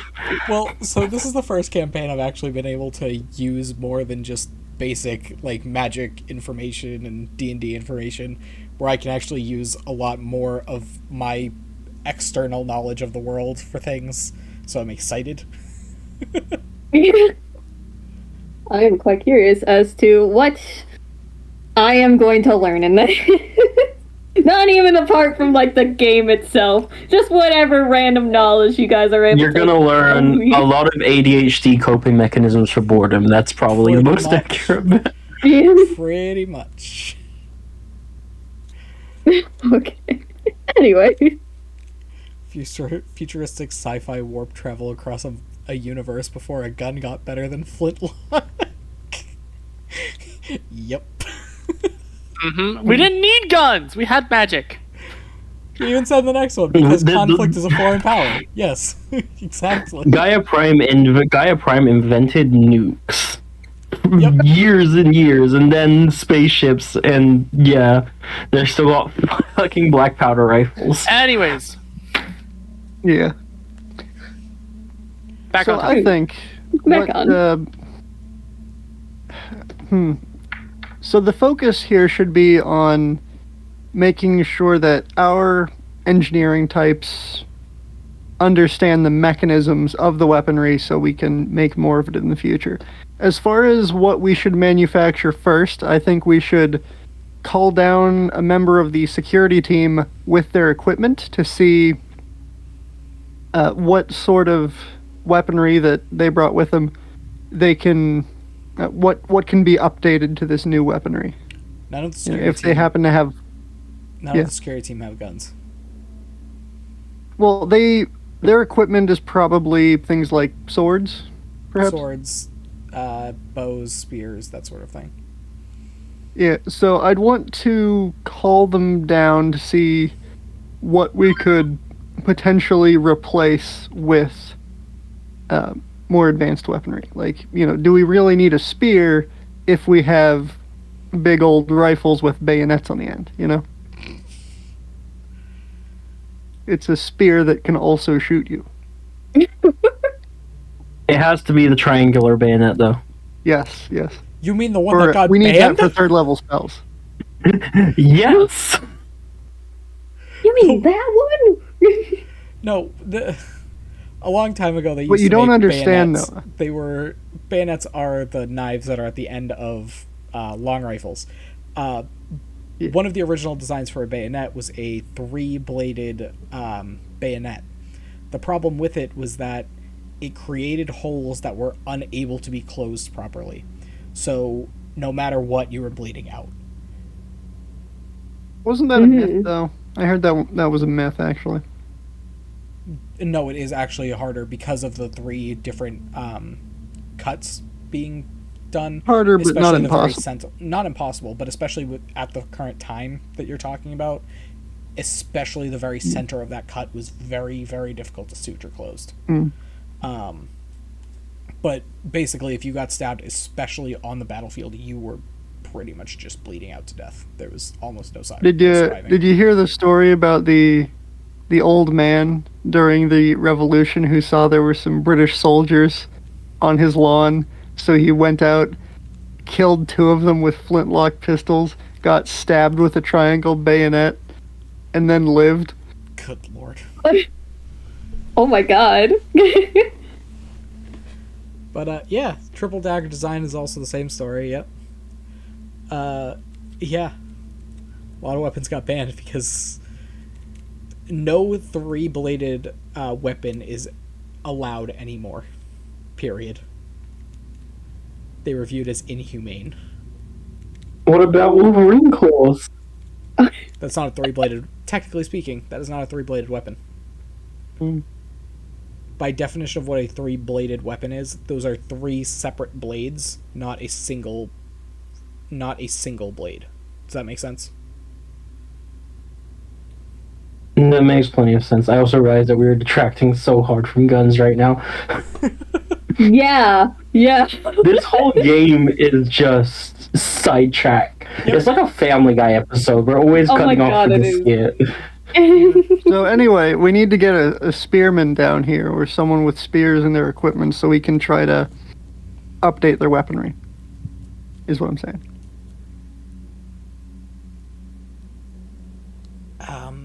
That's probably not the best idea. Especially if your warriors are designed to, work on whatever they're working on. We even have warriors now that don't use our newer, updated weaponry because they were trained on older styles. Just switching out to new weaponry is not always the solution to a problem. Well, not immediately, but setting up for a gradual change is good.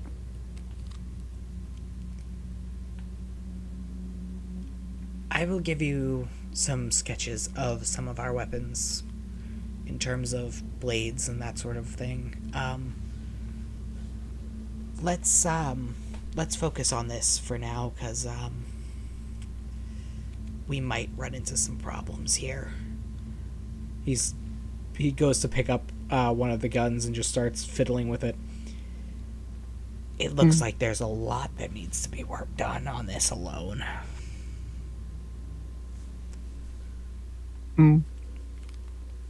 So, while you guys are learning while all of this is happening, let's take our break. All right. We shall take a how many minutes? one. I was going to say, be back by past, just to make it easy. past? Okay, got it. I'll be right back. I hope everyone is enjoying the absolute insanity and lore dump that is occurring today. Yeah, I'm not waiting for a gradual change. I'm gonna become John Wick. I have elven memory magic. I will just master the guns. I'm going to make spells. I will become God.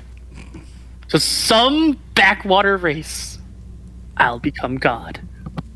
My issue right now is I could continue and get 17 levels of wizard, or I could get fucking 18 levels of artificer.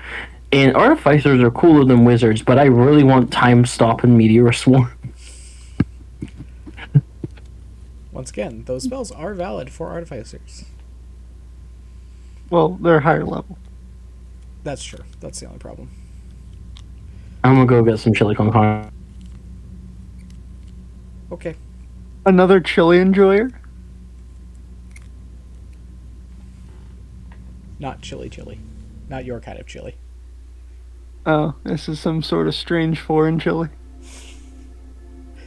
The fuck you mean?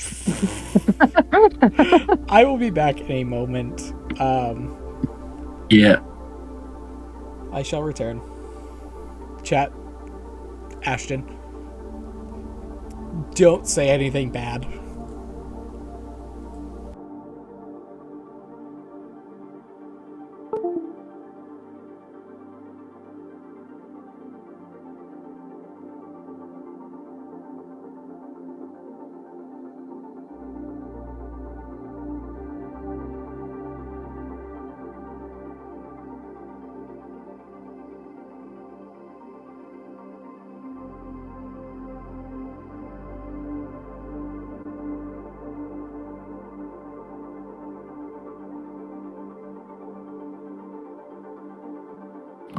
Hello?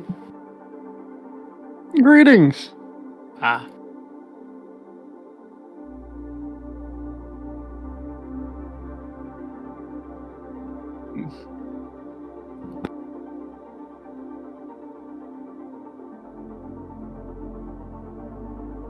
Alright, I'm back. I have something cooking. What happened? What were we talking about?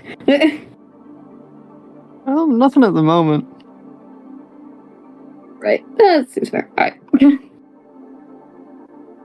I'm just enjoying a big old bowl of chili. Oh, as one does. Yep. I'm just like looking back at chat. Last thing I see Ash said, it's a war crime. I have no idea. I completely forgot what that was referring to. That's referring to our funny bayonet conversation. Got it. That's still crazy how a guy literally shot and killed 2 British soldiers. I think it was actually 3. In 3? total. Oh! But I'm pretty sure he killed 2 with flintlocks, at least. Yeah. That's just the American way. Get the fuck out of my Get stabbed lawn! with a bayonet, get up, keep walking. Keep walking. They said he wouldn't live past a couple days, and I think he lived a couple years after that. He was a grandfather too. He was oh my god, he was old. Yes, he had that old man strength. The old man strength. The unbeatable old man strength. Yes. Man, that's crazy. It's crazy how that happened. Crazy things happened. Like, I've already learned that World War II had some weird as hell tactics the last time, I think. Yeah. So, this is a learning experience for not only me, but for chat. Cool. It's crazy. It's crazy how it happened. I do not have any weird fun facts. Hello, welcome back. If you watch strange, abnormal facts, welcome to my world and my channel. Yay! Yippee! Yahoo! Listen, I am such a nerd for science and everything else. I have studied far too many different realms of science and history. I enjoy it. So, being able to actually express all of that and use all of that knowledge is fun. You could be able to do it, and words. You're able to utilize it in weird and wacky ways, even in D&D, and I think that's funny. I think it's funny how you can use like some weird in real life facts and implement it into D&D, and that's more normal than real life. Yep. But yeah, I am glad that you guys are willing to actually deal with all of this bullshit that I've been using. Because I know that what I'm giving you guys is a lot to work out. Yeah, it's a lot of information, but I think we could utilize it per planet. Probably not all of it, though. Probably not all of it. I don't expect you guys to. Yeah. But the fact you guys are at least willing to try to learn these things makes it fun. Yeah. Now I gotta figure out what I believe it's the garden that made Charlie look better, but I need to figure out which room they went into. They may have to do another lap around. Run from one room to back to the research center, run to another room, run back to the research center. That's almost definitely the one, because the garden had magical plants in it, right? Yep. Yeah, So probably, that's yeah. something where there are living things that are native to our home planet. Mm-hmm. Some sort of condition that is designed to make them grow. Yeah. My cat's meowing down here. Hi, Kiri. She wants attention. Is she the cat's meow? He is the cat. Come here. I'll pick you up. You're probably gonna knead into my pants, and I don't like that. But here, you can stay up here. I am not gonna lie, my pop filter came off of my mic, and I don't know where it went. Uh-oh. That is not good. Okay, goodbye. I guess she didn't want that kind of attention. Alright. only come up whenever she wants to come up.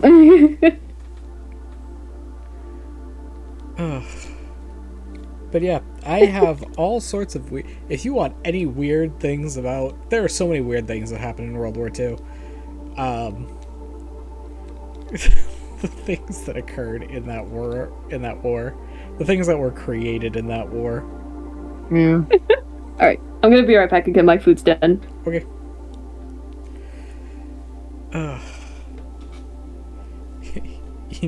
Ethan, you get to make gun. Yes. What sort of gun are you trying to make? There's a lot to consider there. You want to make a Because... revolver or a Glock? You want to make a long rifle? It would be very funny. Just pull out the blicky. I'm just looking around the various related things I may or may not have in my room. Trying to get a sense of scale, what I would be carrying.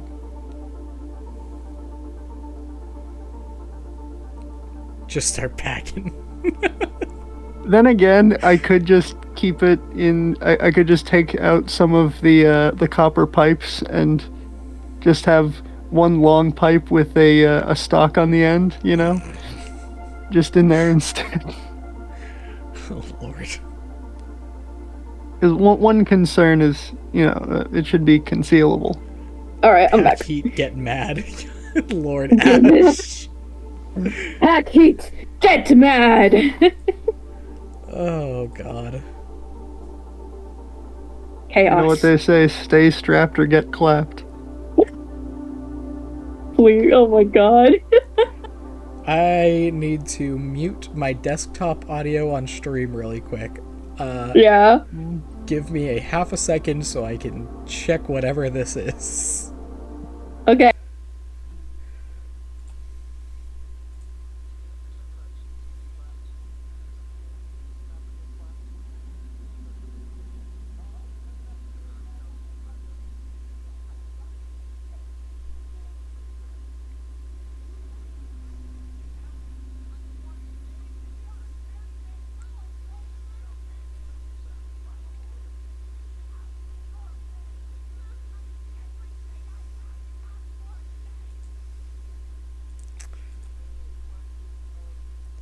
Would we want Ash. something? Would we think that we would want something that's concealable, or would we want something that's longer range? Ash, I forgot that was a clip. What? Considering we do most of our travel by vehicle, I don't think we need much concealable weapons. I think range is better. Ash should send me a TikTok from One Shot Questers during that, and I hadn't gotten to see what it was until now. I forgot that was a thing. That's why I had to mute just the desktop audio so I could hear you guys, but chat couldn't hear you for the last couple of minutes. Because I was trying to hear whatever that was. Oh, I forgot that was a clip. You guys know who One Shot Questers is, right? Yeah. Of course. He made a thing that was DM shop. Do you guys... What can I get you? I've got all this. How about a name?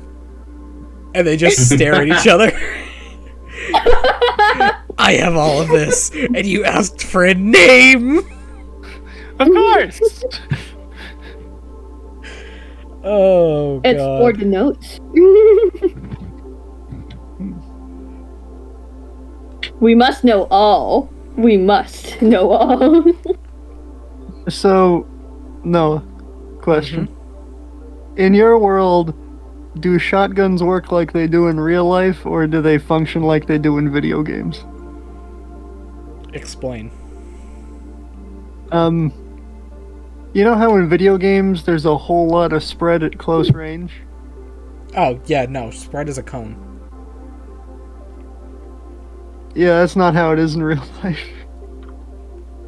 Well, it depends what kind of shot you're using. There's different types of spread depending if you're using bird shot or buckshot. Yeah.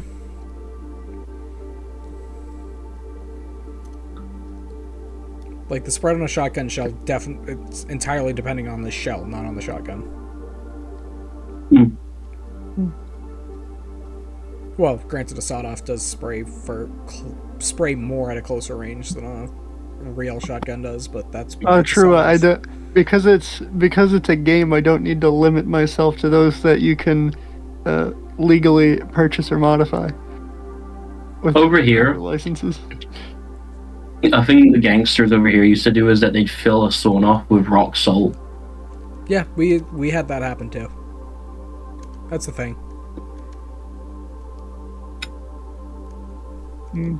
I don't think shotguns are our best bet in terms of what we need them for.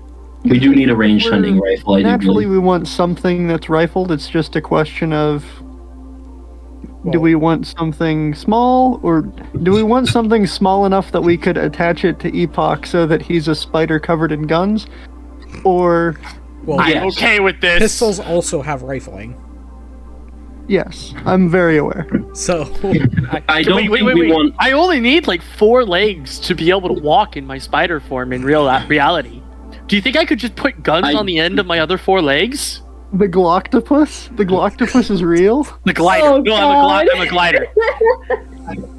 Not the Gloctopus. I could do it. I could become an octopus. I could go full Gloctopus. Let's go. Oh no! What have I done? Reality, we're not supplying our entire team because most of our team are useless, and I don't want them wasting ammunition. We only need a few, so we don't need to worry about conserving resources. So smaller guns we don't need, but we don't need like a Barrett 50 cal or anything on that level. We're not going through like armored trucks. Come on. Yeah, and something around the AR range. It would be unbalanced at our armor-piercing level. hollow point. So I'm not going. Armor-piercing composite rigid. No, Oh, God, armor-piercing no. stabilized composite rigid. Come on, How hollow do you point. even- Hollow point. Hollow point. I want a hash round. I want high explosive squash head. Oh Lord. Man, I want to get myself some hollow point at some point. I don't have any. You have no reason to have a hollow point. What do you mean? What do you need a hollow point for? What do you actually use them for? Well, at the moment, just, target practice. I don't really... So you don't need a hollow point. But I'd like to have it on hand. I mean, it's a better self-defense sort of round, because the problem with Full Metal Jacket stuff is it has higher piercing. And, when you're dealing with weaponry, you don't want to shoot through things. You want to shoot into things and not damage anything else. So it's safer to anything except your target. What we want is a semi-automatic rifle. Okay, well they don't even have that yet. Okay, lever action. Do we only have lever action? Well, actually, no. Technically, they do have semi-auto. Bolt action? They actually do have some. No, they have bolt. They have. Okay. Bolt action. Either way, I have I'm trying extra to think, attack, and 'cause that's they what really have- matters. Car 98 was still a bolt action. Yeah, Car 98 was still a bolt action. I don't think they have full semi-auto yet. Man, what I really want is an M1 Garand. That's all. That's all I really need in life, God, I love that gun. I've been told we it's only very have- expensive. It's very sad. I won't. If we can have bolt action for rifle, I would change my mind and say we could go for a revolver type pistol. Might be our best bet. Yeah, I mean they have repeating shot. They don't have like fully semi-automatic yet. They have bolt slides still, but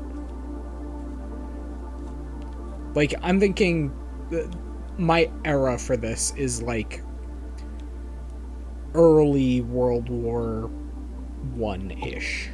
So like ammunition with clips and mags, but not like nothing you see in like World War II where you can just constantly fire the trigger for a minute straight. Of course. Because who would ever need that? So what you're saying is we can make a Maxim gun. Oh my god.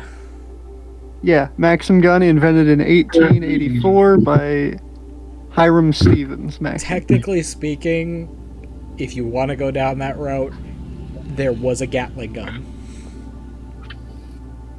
I mean, you know how the song goes, the bravest of the brave could never match the Maxim gun.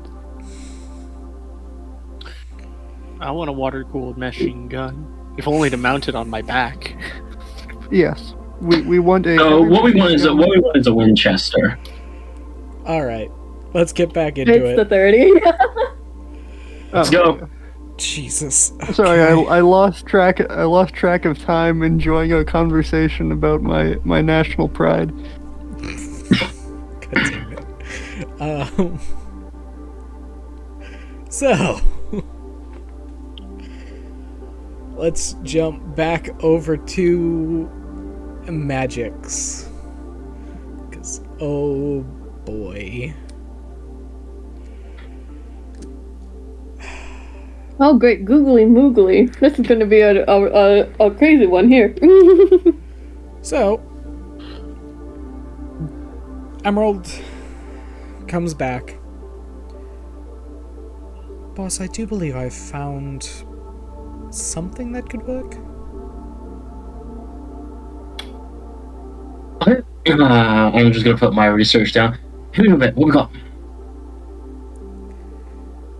I believe we're gonna go down the druidic route, seeing as this is a natural phenomenon. I'm going to name it Hue Shift. It will be an enchantment that it will be 3rd level. It should be able to adjust the light of a specific target. Well, to self. Upon activation, and will hopefully, if my calculations are correct, which they usually are, should make this so that we can walk freely amongst this new world and potentially any other as well. But anyone who wishes to do so would have to have 3rd level casting abilities because it's self range, right? Unless we got the arcane tech division to work on potentially making this into a usable item. That's a good call. For now, the spell works pretty decently, actually. How long has it been? Like an hour? About 2 hours. Impressive work for the time frame, actually. A spell is going to be quite useful. We have I believe the majority of the team who have already been out researching are arcanely capable, and I'm sure members of our research, the actual research team here, have that ability. Security, maybe not so much, but they're not going to be much help anyway. But as far as I'm aware, Thank you. we don't have many druids around. Epoch is just standing there.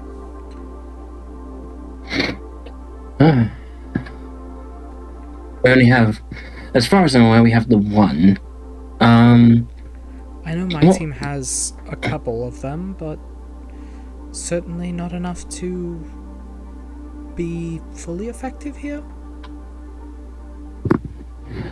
I think we can adapt it though, because spellcasting language, as long as we can communicate with them the spellcasting language effectively and ensure the spell is accurately produced, I think we can, the more capable can recreate it. Again, it's going to only be helpful for a small amount of the team, but until we can itemize it, this is a more immediate solution.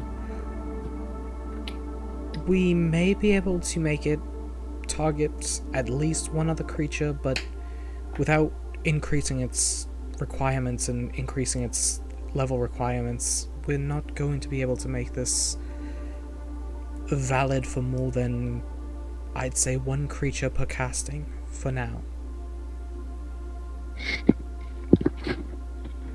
It's a good start. We've had, in the time we've had, this is more than enough progress for it to be satisfactory. It also isn't immediately affecting. The good news is the solar disruption does not take immediate effect upon leaving the vessel, and returning to the vessel does seem to, especially, I think Charlie encountered something specific. I'm going to assume it's the simulated sun in the greenery room. Does seem to reset the effects. So, I think, given that we have a time frame where we are non-affected and the amount of people who will be able to cast this should be a good start. I can send a couple of my team out to run a few final tests and make sure that this is actually a valid spell. But I would ask if he could join us, but I'm assuming it's not having the same effect on him. Who is the he that they're referring to? Staring directly at Epoch. Oh. Epoch is actually... Epoch, you've been affected by the magic, right? Not as much. Probably due to how... It does have different effects, but it does disrupt his spellcasting particularly. A little bit, but due to how I draw my own magic, it's not as effective, I don't think. It might also be to do with the fact that you don't have a physical biology for it to disrupt. And also seeing as the way I draw magic, rather than drawing from the nature and world around me, like many druids do, I pull directly from the stars themselves. So that could be playing a feature here too. Multiple things that could cause a disruption. However, having one of our homeland druids, you said you have someone on your team, so that'd be helpful. Are they... What level is their spellcasting at? They can cast the spell, but not that many times.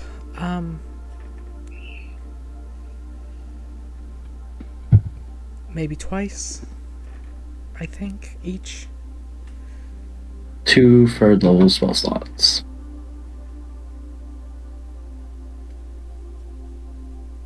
So are they level 5, or... I don't know how full casters work. They would not be level 5? Level 5 is when you first get third level spell slots. So yeah, they're the same level as us or higher. Just a little bit Because they have 2 third level spell slots each. 7th level is when you get 4th, so they'd have to be 6th. Or, Yeah. 6th level spellcasters.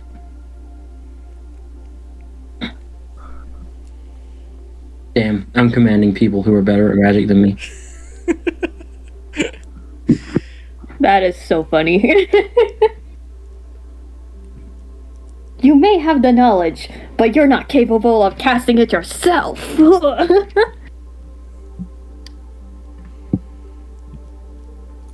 Welcome to my world. I mean, technically, I can cast 6 level spells. You can cast 1. You can cast 1, and it comes at a cost. Yep, but it's better than them. Oh my god. Jesus, last time you took extra damage yourself from it. Oh, also, how many times did you cast that spell now? What? Once. Twice? What? Once. Once on purpose. Just the one time. Once channeled through you. So twice. That's true, twice. Okay, yeah. I didn't know that's what it was. I knew something was happening. I didn't know it was specifically that. Womp womp.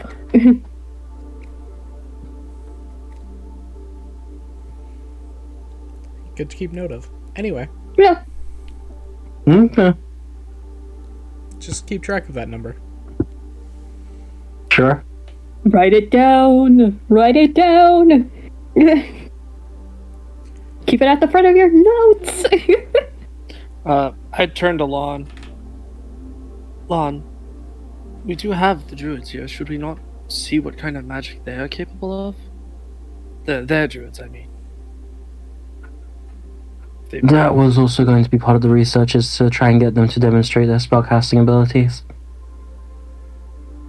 This issue kind of takes more of an immediate priority, but that's on the list.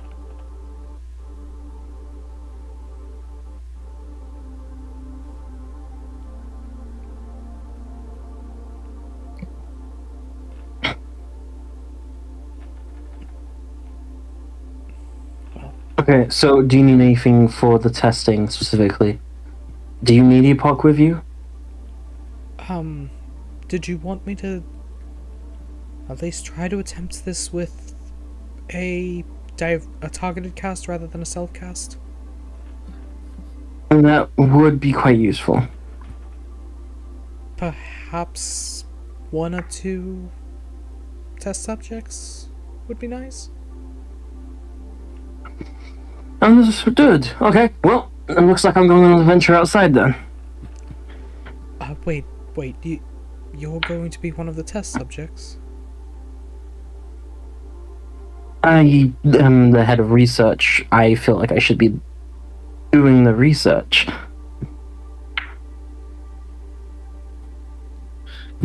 It's probably also, I'd say this to Lon, it's probably also best I come along so that I can see how this spell is cast. Epoch wants to accompany.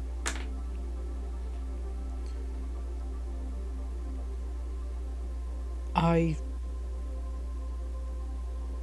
would not suggest for you to do it. You are kind of our head researcher and probably one of the most brilliant minds on this ship. I don't know what would happen if this spell goes wrong.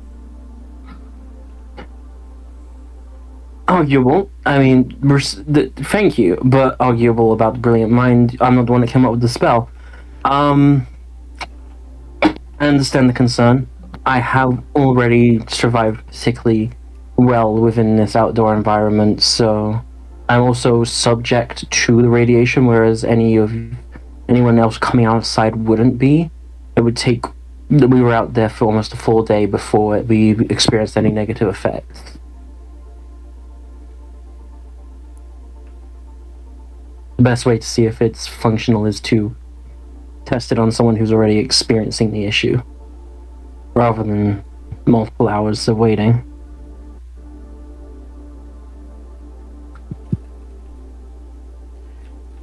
We are currently... They just developed a spell. They're about to go test it. Where are we at?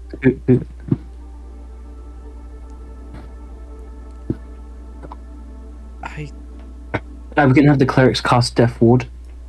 I guess we can try that. Can you roll an insight? Sure.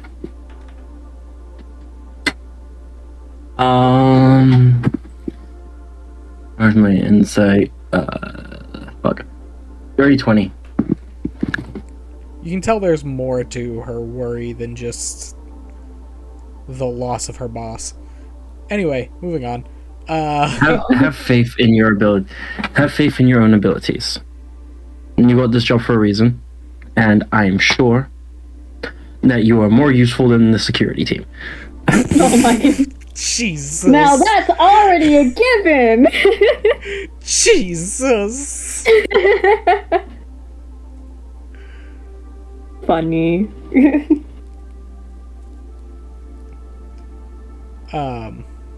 So she goes to go collect some of her people to go run some tests, to go run this test. I'll guess I'll meet you. How are we getting out of this ship? There's a hole in the hull. Oh. Oh, lovely. Okay.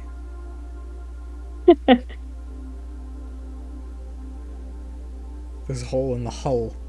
He said hull. Yeah, there's a hole in the hull. There's a hole in the hole. That's definitely not going to get confusing. So, I guess I'll meet you there then. A quick little 2-finger salute, and I'll just start grabbing the shit I need for outside. putting my weapons back on and everything. Yeah, you In the hole. Ship. A hole in the whole ship. Alright. Back to Mr. Gunboy. Just every once in a while we'll get to where you are currently on understanding how these guns work. Currently he's showing you how the trigger mechanism works. With all of the springs and pins and everything that are needed. Already? Oh, by the way, I decided on a design. Okay. I have also been finding gun designs. For no apparent reason, for no particular specific reason, perhaps. The Winchester Model 94 is what we're going for. Ooh. Why do I know that gun? Probably because there are over 7.5 million of them manufactured, and they were used all the way up until World War II. Oh, I love it. I'm trying to decide on what it should be chambered in Yep, right now. now I remember what that gun is. Okay. You're looking at a slapback lever action. Okay. Yeah. Cool. That's why I know that gun. It's the technology. It's the design that the Red Ryder BB gun is based off of. Oh, really? I guess that makes sense considering how many of these they sold. Look up the Red Ryder BB gun. It's literally that. Yeah. That's why I was trying to remember why I remembered it. Mm. One sec. This is my wool. So it's the Christmas gun is what you're telling me. Let's go. Oh my god. The Christmas gun. Good Lord, Ghost. These are the designs that I found.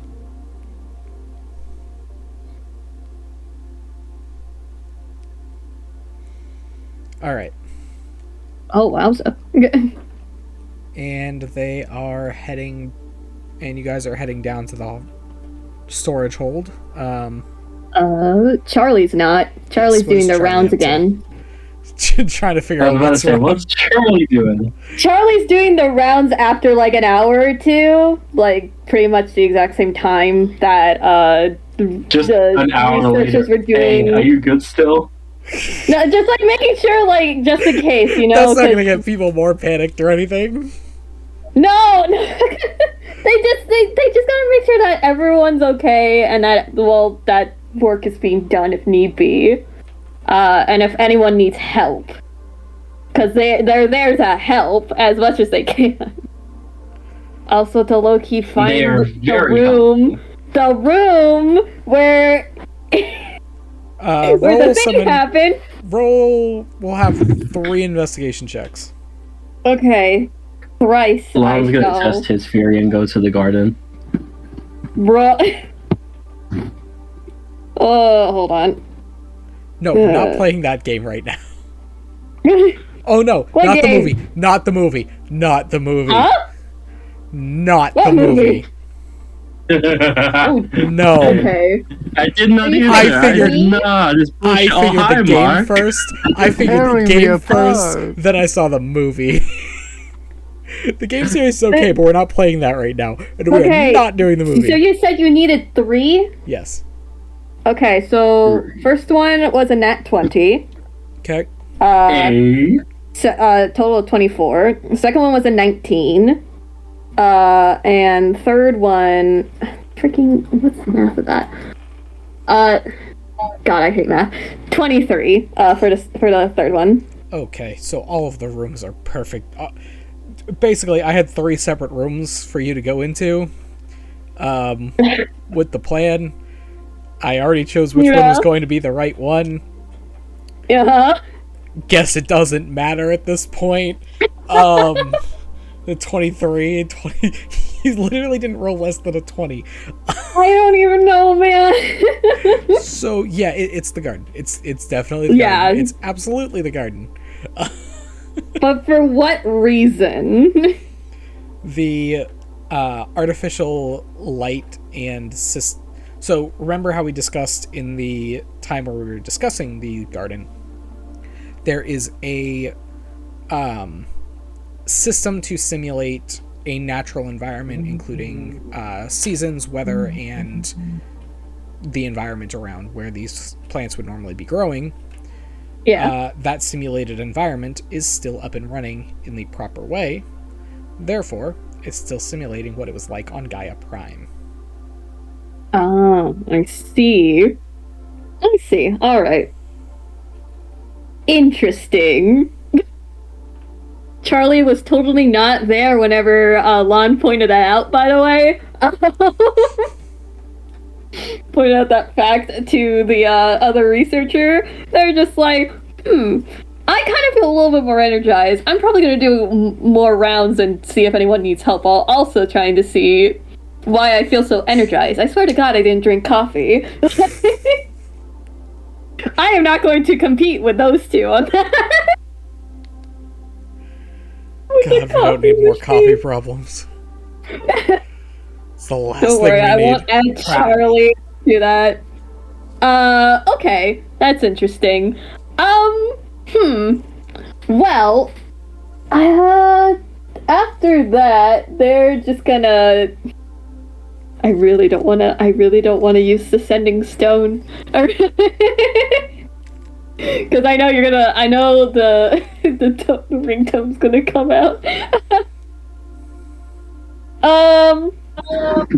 But did anyone actually need help from Charlie, by the way, or is it just like everything's fine, no one needs help? Give them a therapy roleplay interaction, Noah. Come on. None of you want that right now. Yes, we do. We want Charlie to become a therapist. No, I am not. I am not actually good at therapy. I'm okay with that being skipped. Currently, everyone is very much hard at work. Okay. And Except for security. Everyone bashing on the security team. Good lord. They screw up one day. 2 days. Okay, One 2 days. day. 4 times in 2 days. But, you know. Also, I feel like if everyone's hard at work, that's a HR issue, but... Oh, Yeah. God. But everyone is definitely working their hardest right now. Just trying to at least keep their roles under control. Yeah. That's fair. That's fair.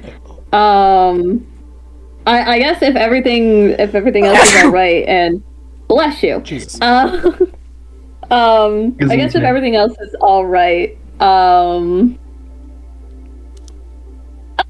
on, I'm gonna flip a coin at that.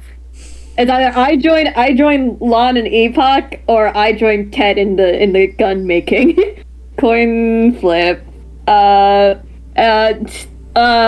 Trick. Ghost, heads or tails. Heads. Okay. Good. Okay, they're joining you. They're not gonna go outside, but they're just gonna witness. They're gonna stand in the hole and look through the hole in the hole. Yes, they're gonna look through the hole in the hole. Hole in the hole. What is that? Come on, guys. We were just talking about Irish drinking songs. What is that one? Were we talking about Irish? Did I miss that part? That was yeah, you right missed before that one. you got on. That was before you joined. Yes. Oh my God. Way down in the valley. The tree in the hole Yeah. and the hole. The branch and the branch on the limb and the limb and the branch and the branch and the hole in the valley. Yo.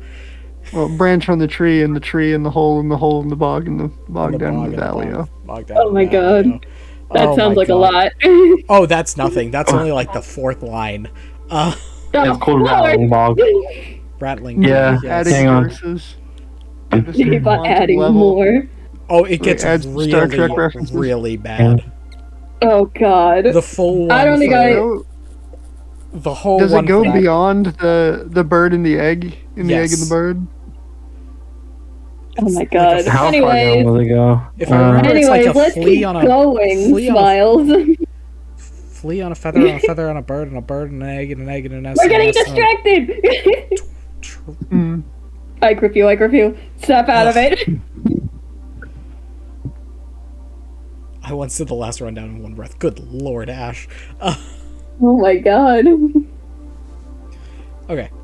So, Truly, Charlie is going to go down to meet up with Lon and the magical research team to go study the effects.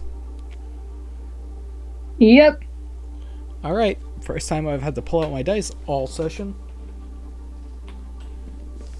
Lore dump sessions are fun, because I don't ever have to roll anything. You don't have to roll. Alright, let's The see. last verse isn't that harsh. Hang on a second. Oh no, we're gonna get distracted, dude. Let's say it. There's like harder things to do in one breath. Speck and the flea and the flea and the feather and the feather and the bird and the egg and the nest and the twig on the branch and the limb on the tree and the hole in the bog way down the valley. Yeah. Oh boy. Guys, I have good news.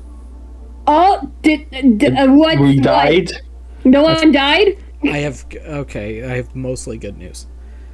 Oh, okay. Well, now you just changed it. Damn it. Man. I rolled 4d20. I rolled 4d20. I got one fail. Only one?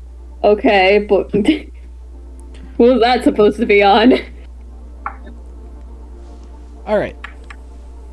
You broke the sun. Damn it, you broke the sun. Here comes the sun. Doo-doo-doo. Change the color of the sun permanently. God damn it. Let's go. we don't adapt to them, they adapt to us. Good lord. How to eradicate an entire planet. Oh my god. Color of the sun. Who knew it was that easy as solar forming? Helioforming, whatever you'd call it. I think it'd be helioforming. Maybe.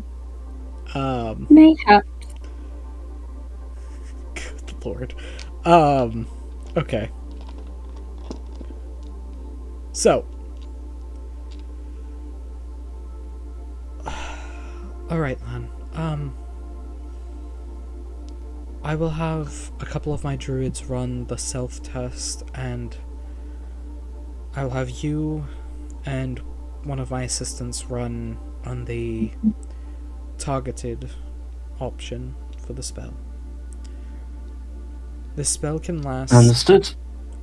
Casting it at 3rd level, this spell can last up to 1 day. I believe. Let's hope. So. Let's find out. The spell is cast. It is obviously a triangle. You see 2 separate castings of this.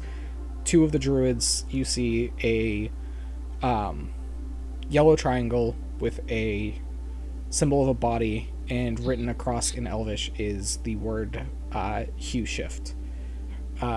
Very similar across. I really hate to be that guy. Would it not be a white triangle? It's an enchantment. This is an enchantment. You said that already. Okay, it feels like an abjurative spell. Well, no, so the difference here is because of its duration. Enchantments are usually longer lasting than abjuration-based spells. Abjuration are doing an active defense, whereas enchantments do something a little bit more passive over a longer period of time. Also, it's not a defense. Okay. Yeah, exactly. It's a change. No, What that's this fair. is doing Persuading is the light. It's literally enchanting the rays of light as they are coming onto the body. Does that make sense? Fair enough. Yeah. Cool.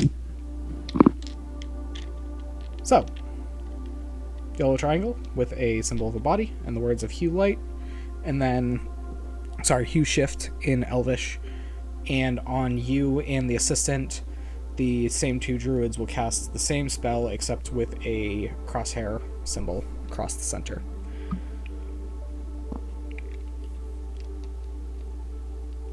So, as you step out and down into the valley-o,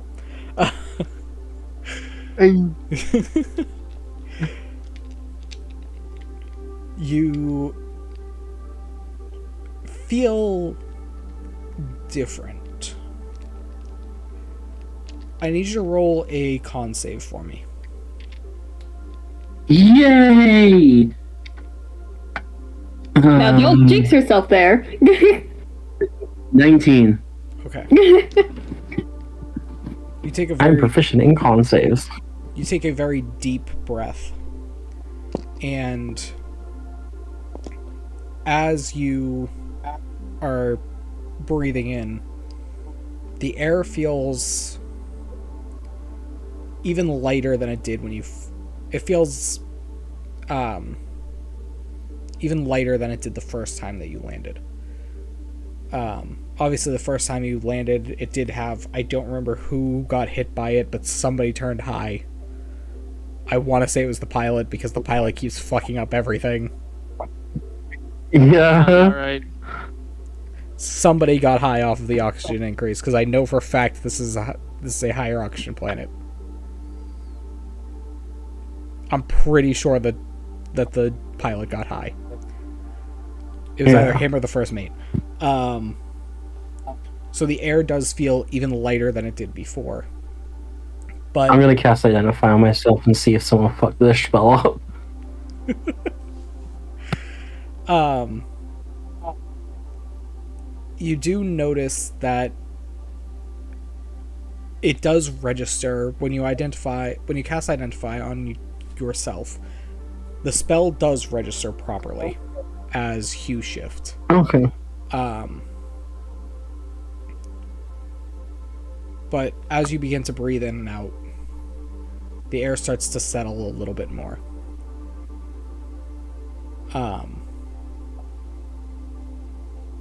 The focus has solely been on the effects of the light and not any other effects of the planet's surface.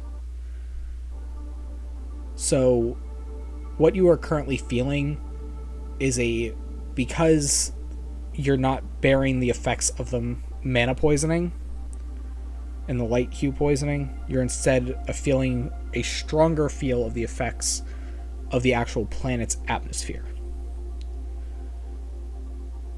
After you take a few deep So we also need breaths, to cast Air Bubble. as you take a few deep breaths, it starts to feel a little bit better. You feel like you can... It's not different enough that you won't be able to adjust to it, but it will definitely take you some time to adjust to this increased concentration of oxygen.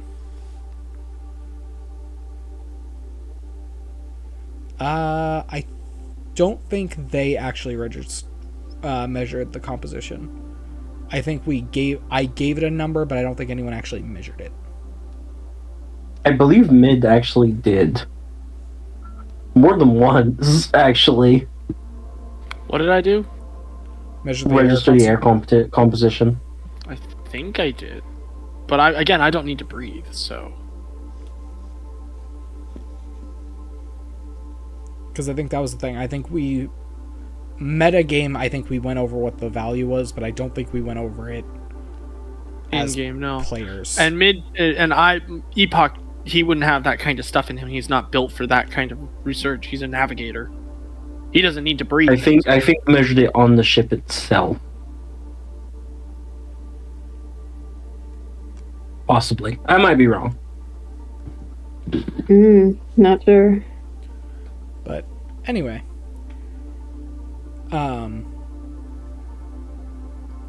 the assistant does kind of feel a bit woozy. He's still on his feet, but he's definitely seems to be kind of wavering back and forth a little bit. You okay though?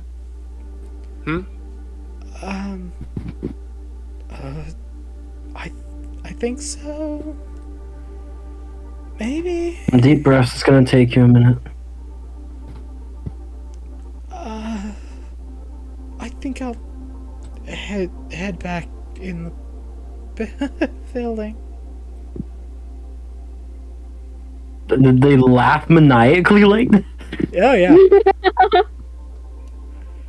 Have you ever seen somebody They high on fucking oxygen? taking laughing gas? Have you ever seen somebody high on oxygen? No. They get They get loopy. Oxygen has a weird That's effect. fair. Oxygen has a very weird effect on the body because we need oxygen to survive, but if it's at a too high or too low of a concentration, either way you start to get loopy. It's fun. Yeah. Epoch, are you able to help them back up? Epoch's still on the ship. Yeah. He came down with us. Oh, I came. I went with Oh, him. you did? Okay. Yeah. Yeah. I followed because I'm a druid, so I could see. Charlie's on the ship. No. Watching. I know you Charlie's the one followed, who's but waiting, yeah. most of the crew from the research team is still in the hull. That's why I wasn't sure if you actually left the hull or not. I would have followed Lon. Because they performed the spell still on the hull before they left onto the ground, because, you know, they're testing the effects of whether it actually works or not. Seeing as I saw how this worked, would I be able to cast a spell, or do I have to attempt to cast it? You can certainly attempt to. Sure. I need you to roll a... Would nature be what? Because it's a nature, or would it be Arcana? Roll... My dice! I'm gonna have you make Jesus 2 rolls. Christ. I'm gonna have you make 2 rolls. First is gonna be an Arcana, and the second is going to be a just straight percentile. Okay. Arcana 17 Okay. on the Arcana. And And then the percentile. That's a 90. Okay. You seem to be able to understand it, and through the fact that you are a druid and you understand where the source of druidic power is and understand druidic magic. Would it be easier for me because this is kind of messing with the stars in general, and I am a stars druid? I had things going in place. Don't worry. Fair enough. You are able... I was going to say that you are able to cast it. Okay. So, I will give this to you guys now, because this is how it's going to work from here on out. If somebody develops a spell, and you are within the same spell list,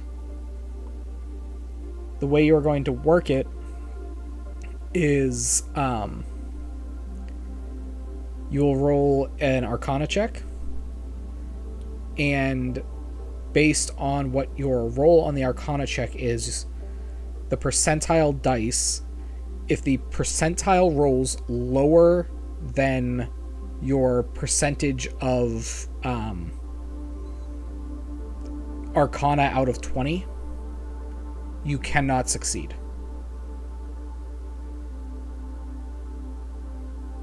Yet. Okay. Okay. So in this case, he rolled a 90 on the percentile. He would have had to roll below a 6. I rolled a 17 on Arcana, so 17 out of 20. 3. 15. 15. So if he rolled 15% or less, he would have failed at learning the spell. Okay. But seeing as he succeeded, he is able to at least understand how to cast it. Okay. Mm-hmm. I have a question. I mean, this would probably be something that needs to happen in game. Is it possible to mix the languages for spells? I don't know. Fair enough. I'll say you've seen it done before. once. Okay. Twice.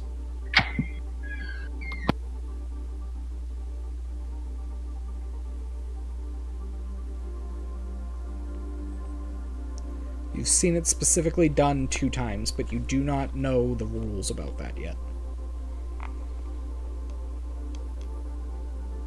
Mm-hmm.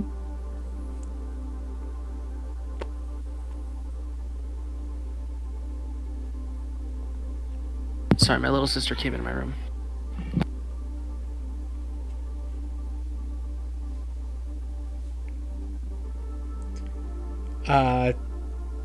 Ted is currently at the point of learning how to, actually put rifling, putting screw onto inside of a barrel. Mm-hmm.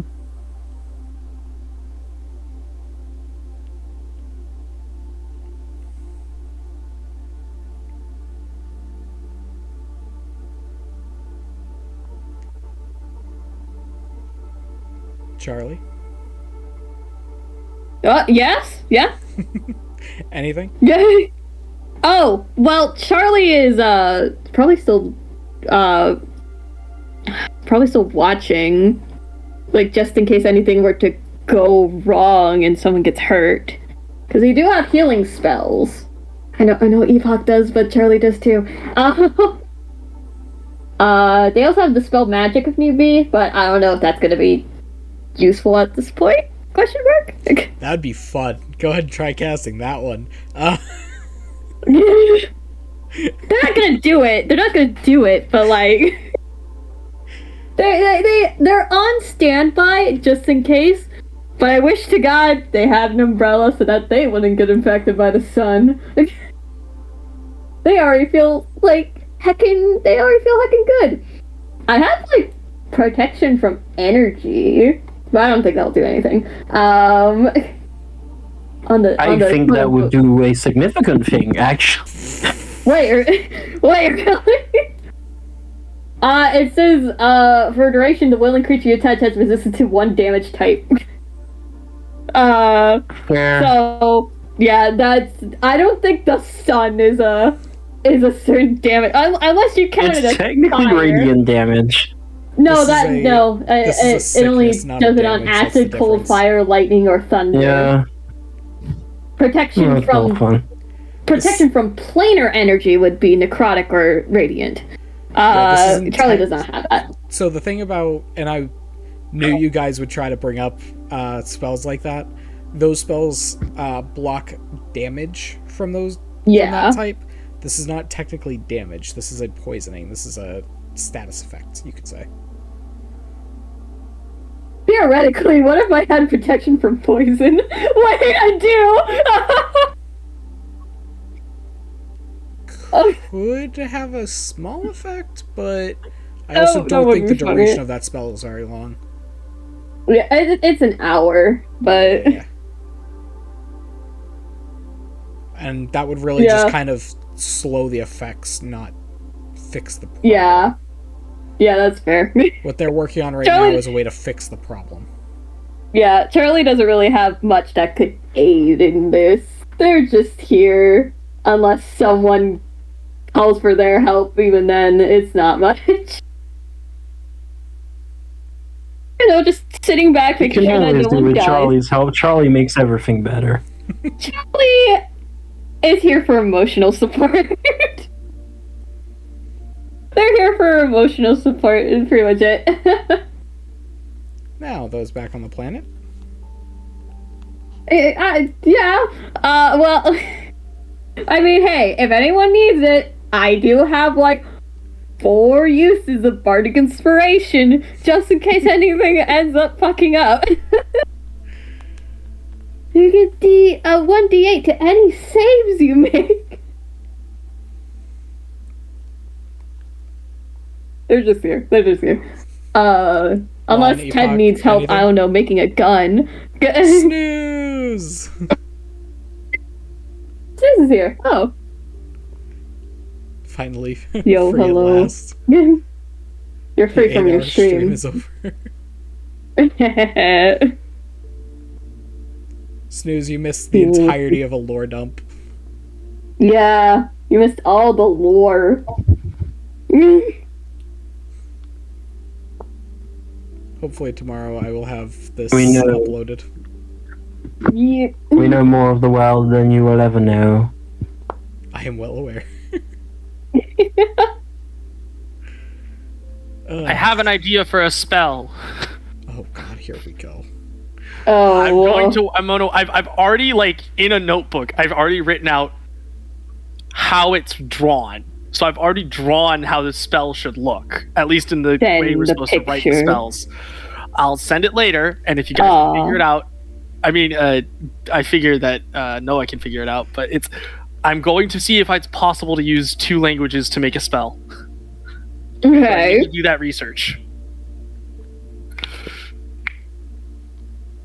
But it's 2 languages I know too: Celestial and Elvish.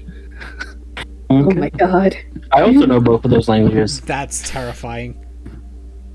That's scary. Oh, What the hell? Celestial, Common, Draconic, and Elvish. You have everything but That- Infernal. Anyways, That's not terrifying. Terrifying is a spell that involves Elvish and Celestial. He's terraforming. Oh my god. That's terraforming. We are not quite terraforming. We are mixing. More like using the light of the sun, whichever individual star we're at, to cause Why different does the effects. Elvish text look like Pigpen? So, I named it Solar Wrath.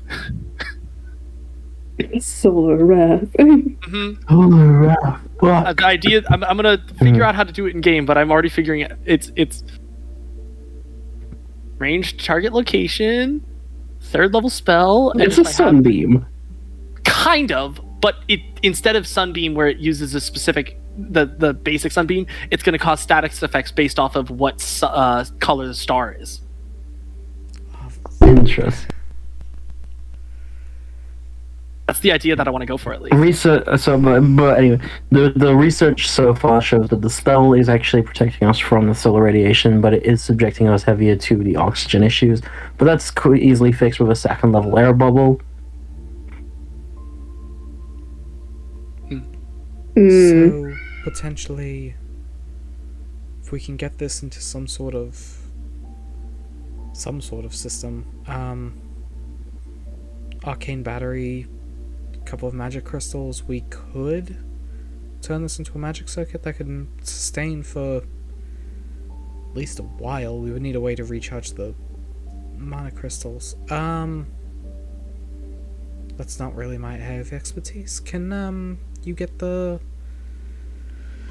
arcane tech team on this by any chance? Indeed, we should probably get back into the ship for that.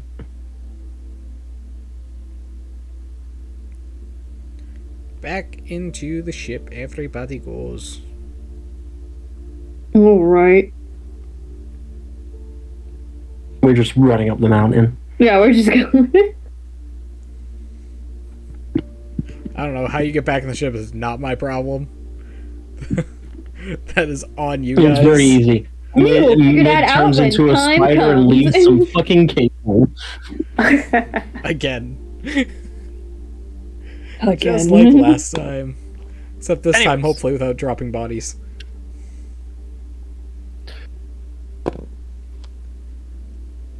I heard a dice roll. Okay, onwards.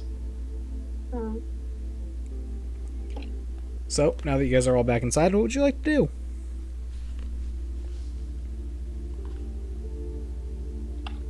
I suppose get the magic items team, the tech team. Yeah.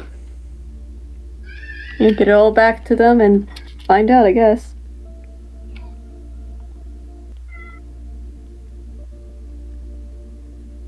Alright. So, you're gonna call up the tech team, get them to show up, get them to meet you probably in the...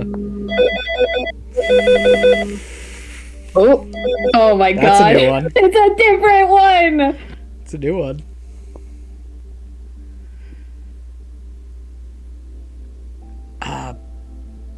Boss, what is going on?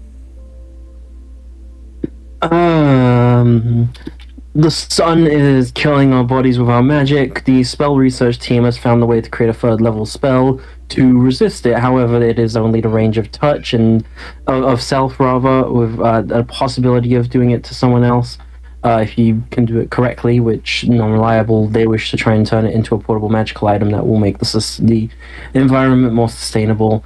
That's your field.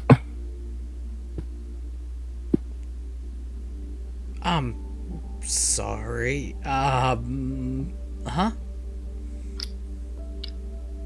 Get to the lab, meet with the head of spells creation and the head of magical creatures, and they'll explain. We'll all explain it to you. That is an easier world. Okay. On my way. Thank you. Click, goodbye. Okay.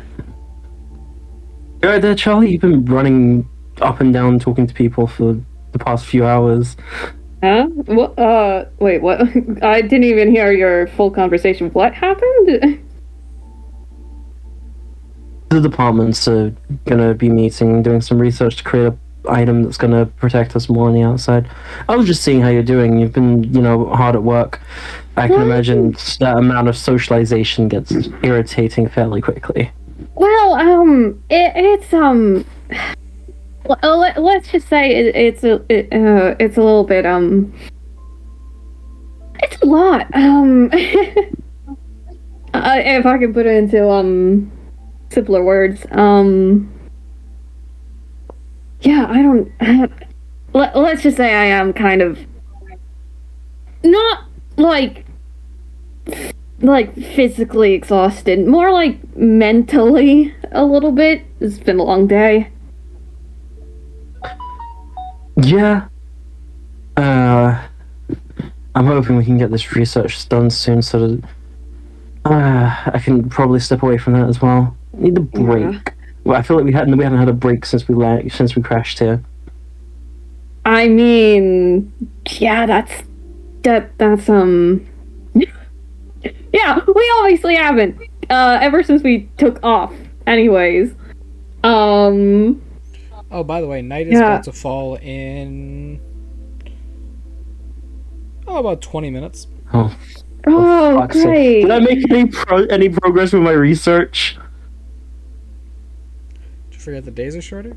And I gave you guys time frames on all of this? Did you say 20 minutes? Roughly, yeah.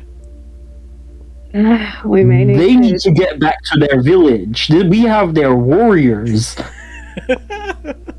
We have their boss, but they have a bunch of warriors. They wouldn't have left that unprotected. Did you forget they actually brought enough stuff to sustain for a few days on your ship? That is fair. Yeah, that's true. Yeah. But fuck. Yeah, we I really don't think we have time for a break. Because we are more than likely going to have to fight more of those spiders. And to kill a swarm. I was planning on having a quiet dinner afterwards. Do you want to join me? We could just, away from the rest of the world. I would love that. Wonderful. I'm gonna get on the comm system. Anyone from security who is actually able to do shit, or anyone else who actually has some abilities, swarm's coming in about 20 minutes. Gear up. When the village has a smarter handling of fighters than the transgalactic traveling civilization. Yeah, that says something. To be fair, magical in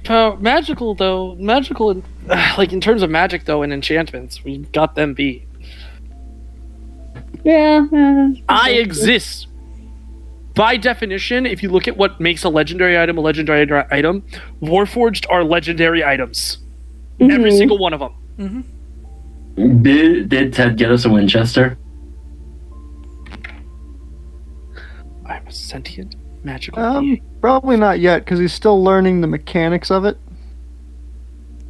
So for now, he would just be borrowing one of the guns brought by the elves, and then going for some target practice on this swarm. Also, in the training room. Does the Winchester have multi? It does, because it's slapback. What's the mag size on that? The clip size?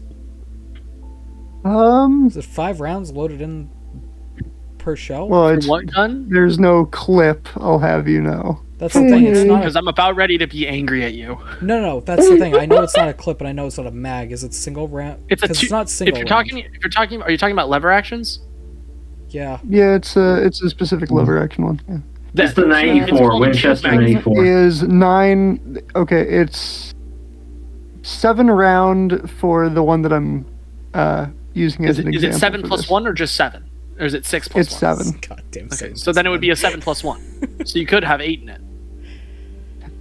You're not overloading. Well, it's not overloading. It's you put 7. It's a magazine. It's an internal tube magazine. It's a 9 rounds. That's what I was 7 plus asking. 1. Was it internal tube or was it? Okay. If it's internal tube, that means It's an internal tube mag. Yeah, it's a tube max. They're working off. Yeah. Because they have clip. They have Magazine based. No, not mag. Clip type. Because they have Stripper clip type. That's still an internal magazine. Okay, yeah, tube magazine is what it's called here. Tube magazine is very much similar to. I think tube magazines existed before internal magazines did, if I remember correctly. Well, this says right here that the Winchester Model 1894, which is the one I'm using as an example, is the first repeating rifle. Oh yeah, then that means it's got the first magazine fed. Yeah, it's okay, Truly. Don't worry. There you go. Yeah, I mean, technically, the repeating rifle was a cap and ball black powder revolver rifle used during the Civil War, but that's a different type of repeating rifle. That would technically be a revolver fed, and it wouldn't be classified as a repeating rifle. A repeating rifle. Truly, if it helps, I'm also lost. Okay, great, thanks. I'm glad about it. I understand what's going on. The only reason I asked was because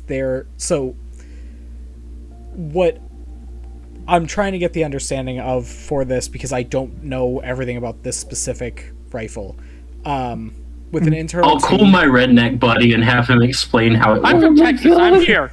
You don't need That's the only way I know. The only way I know how guns work is I have a friend in Mississippi, and he has a lot of them. With an internal tube style, it means that all of the rounds get slid in one at a time, versus what we were talking about with internal magazine means that you have what would be considered a clip, which is multiple rounds that can be dropped in at once. Yeah, stripper clip technology is basically it's a metal clip that has the bullets in it. You put it on top of the gun in the open bolt where the bolt is, and there's an internal magazine that's part of the gun that you drop the bullets into that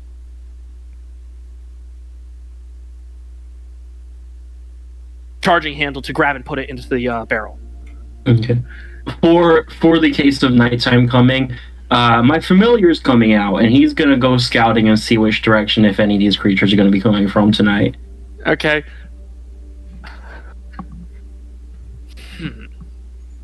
Do I summon the bats again, is the question.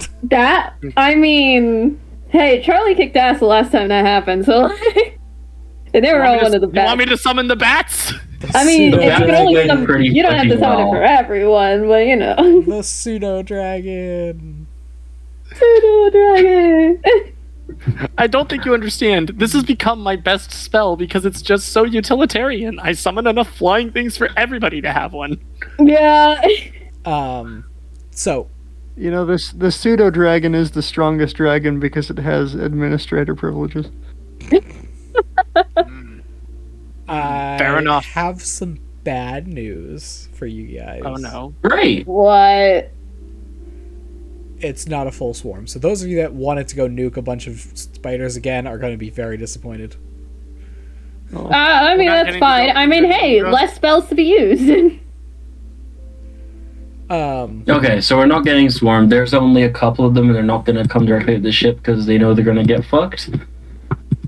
Pretty much, they're basically sending out scouts right now.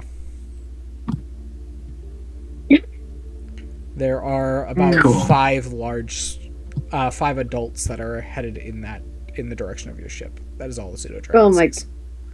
Oh my. Hey, what if I just enemies abound them again? Do it. I feel like chaos. Oh, Lord. Anyway, that's not for a little while. Yeah, that's right. So, in the meantime, bedtime, I guess? I guess. Eek. Smiles. Nap time for all the little critters? Not for me. I don't need it. Hey, I only need 6 hours of sleep. Yeah. I guess it's not a full swarm, but Epoch would still go and join them because he can cast the spike growth, and he would. Yeah. Yeah. In fact, I would probably say, does anyone want? I would ask. This time using the fucking intercom, even though I'm pissed about it. Would you like to see the spell I used to destroy the horde, or no?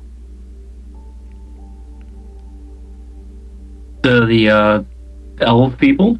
To the druid specifically, using the intercom system while looking at the druid. The druid seems intrigued. Okay. Follow. I'll show you what I can. And I'm going to go join them. But as we leave, I will say over the intercom, I know you don't like the telepathy, but when we're in the fight, it is the only way I will communicate to you. I don't need you to respond, I just need you to register what I'm saying to you. Also, Will, it's the only way he can communicate. Do you want me to play bait this time, since I'm pretty hard to hit anyways? You're welcome to. I'll blade song it as well, so... Yeah, no. Bats! I summon the bats! Become my minions! Oh, boy. Did anyone else just hear that? Did you yell that? The little kid. Dear God. Oh my poor mids. I just had to go close my door. I left it open and didn't realize it. It's okay. Anyways. But, good news and bad news. Bad news. This is where we're ending it. Aww. Good news. Are we gonna do the combat, or can we just assume we fucked those spiders? You know what? Before I say end it, I will let you guys decide. Do you want to go nuke a bunch of spiders, or do you want to... I want them to see what I'm capable of. But do we actually need to act out you nuking a bunch of spiders again? Yeah, not really. Like, we know this is not going to be an issue. We're good. We don't need to run an hour I don't of... technically even need bats. I just use them because they make it easy to kill. Yeah. They make it easier for us to fly around. They also can drop these spiders on their asses. Yeah. Alright. Then we shall skip the combat, and we shall get to your long rest. Which does mean, because here is the good news. Now that information has been gathered, now that things have progressed, time for a level up. Yay! Yeah. Oh, nice. Do I stay druid or do I start going weird with it? Do I go cleric? That was my choice. Yeah. Do I stick with full bard or do I get weird with it? Warlock! It's like I know I'm tempted, but like next level for bard is just like you get magical secrets. Isn't it when you get you at 6th level bard you get your bardic inspiration back on a short rest? Truly, if anyone is interested in multiclassing into warlock, please let me know, preferably soon, so that we can discuss it, because I have plans. I think I'll stick with druid for now. I'm gonna have to stick with druid for now. Also, can I have it that after the combat I do upload? How is there any way for me to save my current memories, or is that part of the ship destroyed as well? No, the core information on the ship is still intact. Okay, then I would update my the information I have so that next time I come back I'm still 6th level at least. Well, the level up will not occur until technically the end of the long rest. Fine, I'll do it afterwards then, I Because guess. But I just wanted to... and I will explain next week why, because obviously we are ending it right at the beginning of your short rest, so that you guys can set up your level ups for the very beginning of the next session. Alrighty. There is even lore behind leveling up, so... Woo. So can we go ahead and level up now? Yeah. No, I was contemplating, because I knew Warlock and Bard would go well together. So... That'd be fun. That too, but I do want at least a cantrip so that I could keep on doing stuff instead of not having any more spells. Listen, if you want to go Warlock, and if you're even thinking about going Warlock, specifically with you, Truly, I will pull you into a call after I cut stream and cut the recording for reasons. Okay. Well, I am thinking about it. I haven't done it yet, but I am thinking. If anyone else wants to go Warlock, we can also discuss it.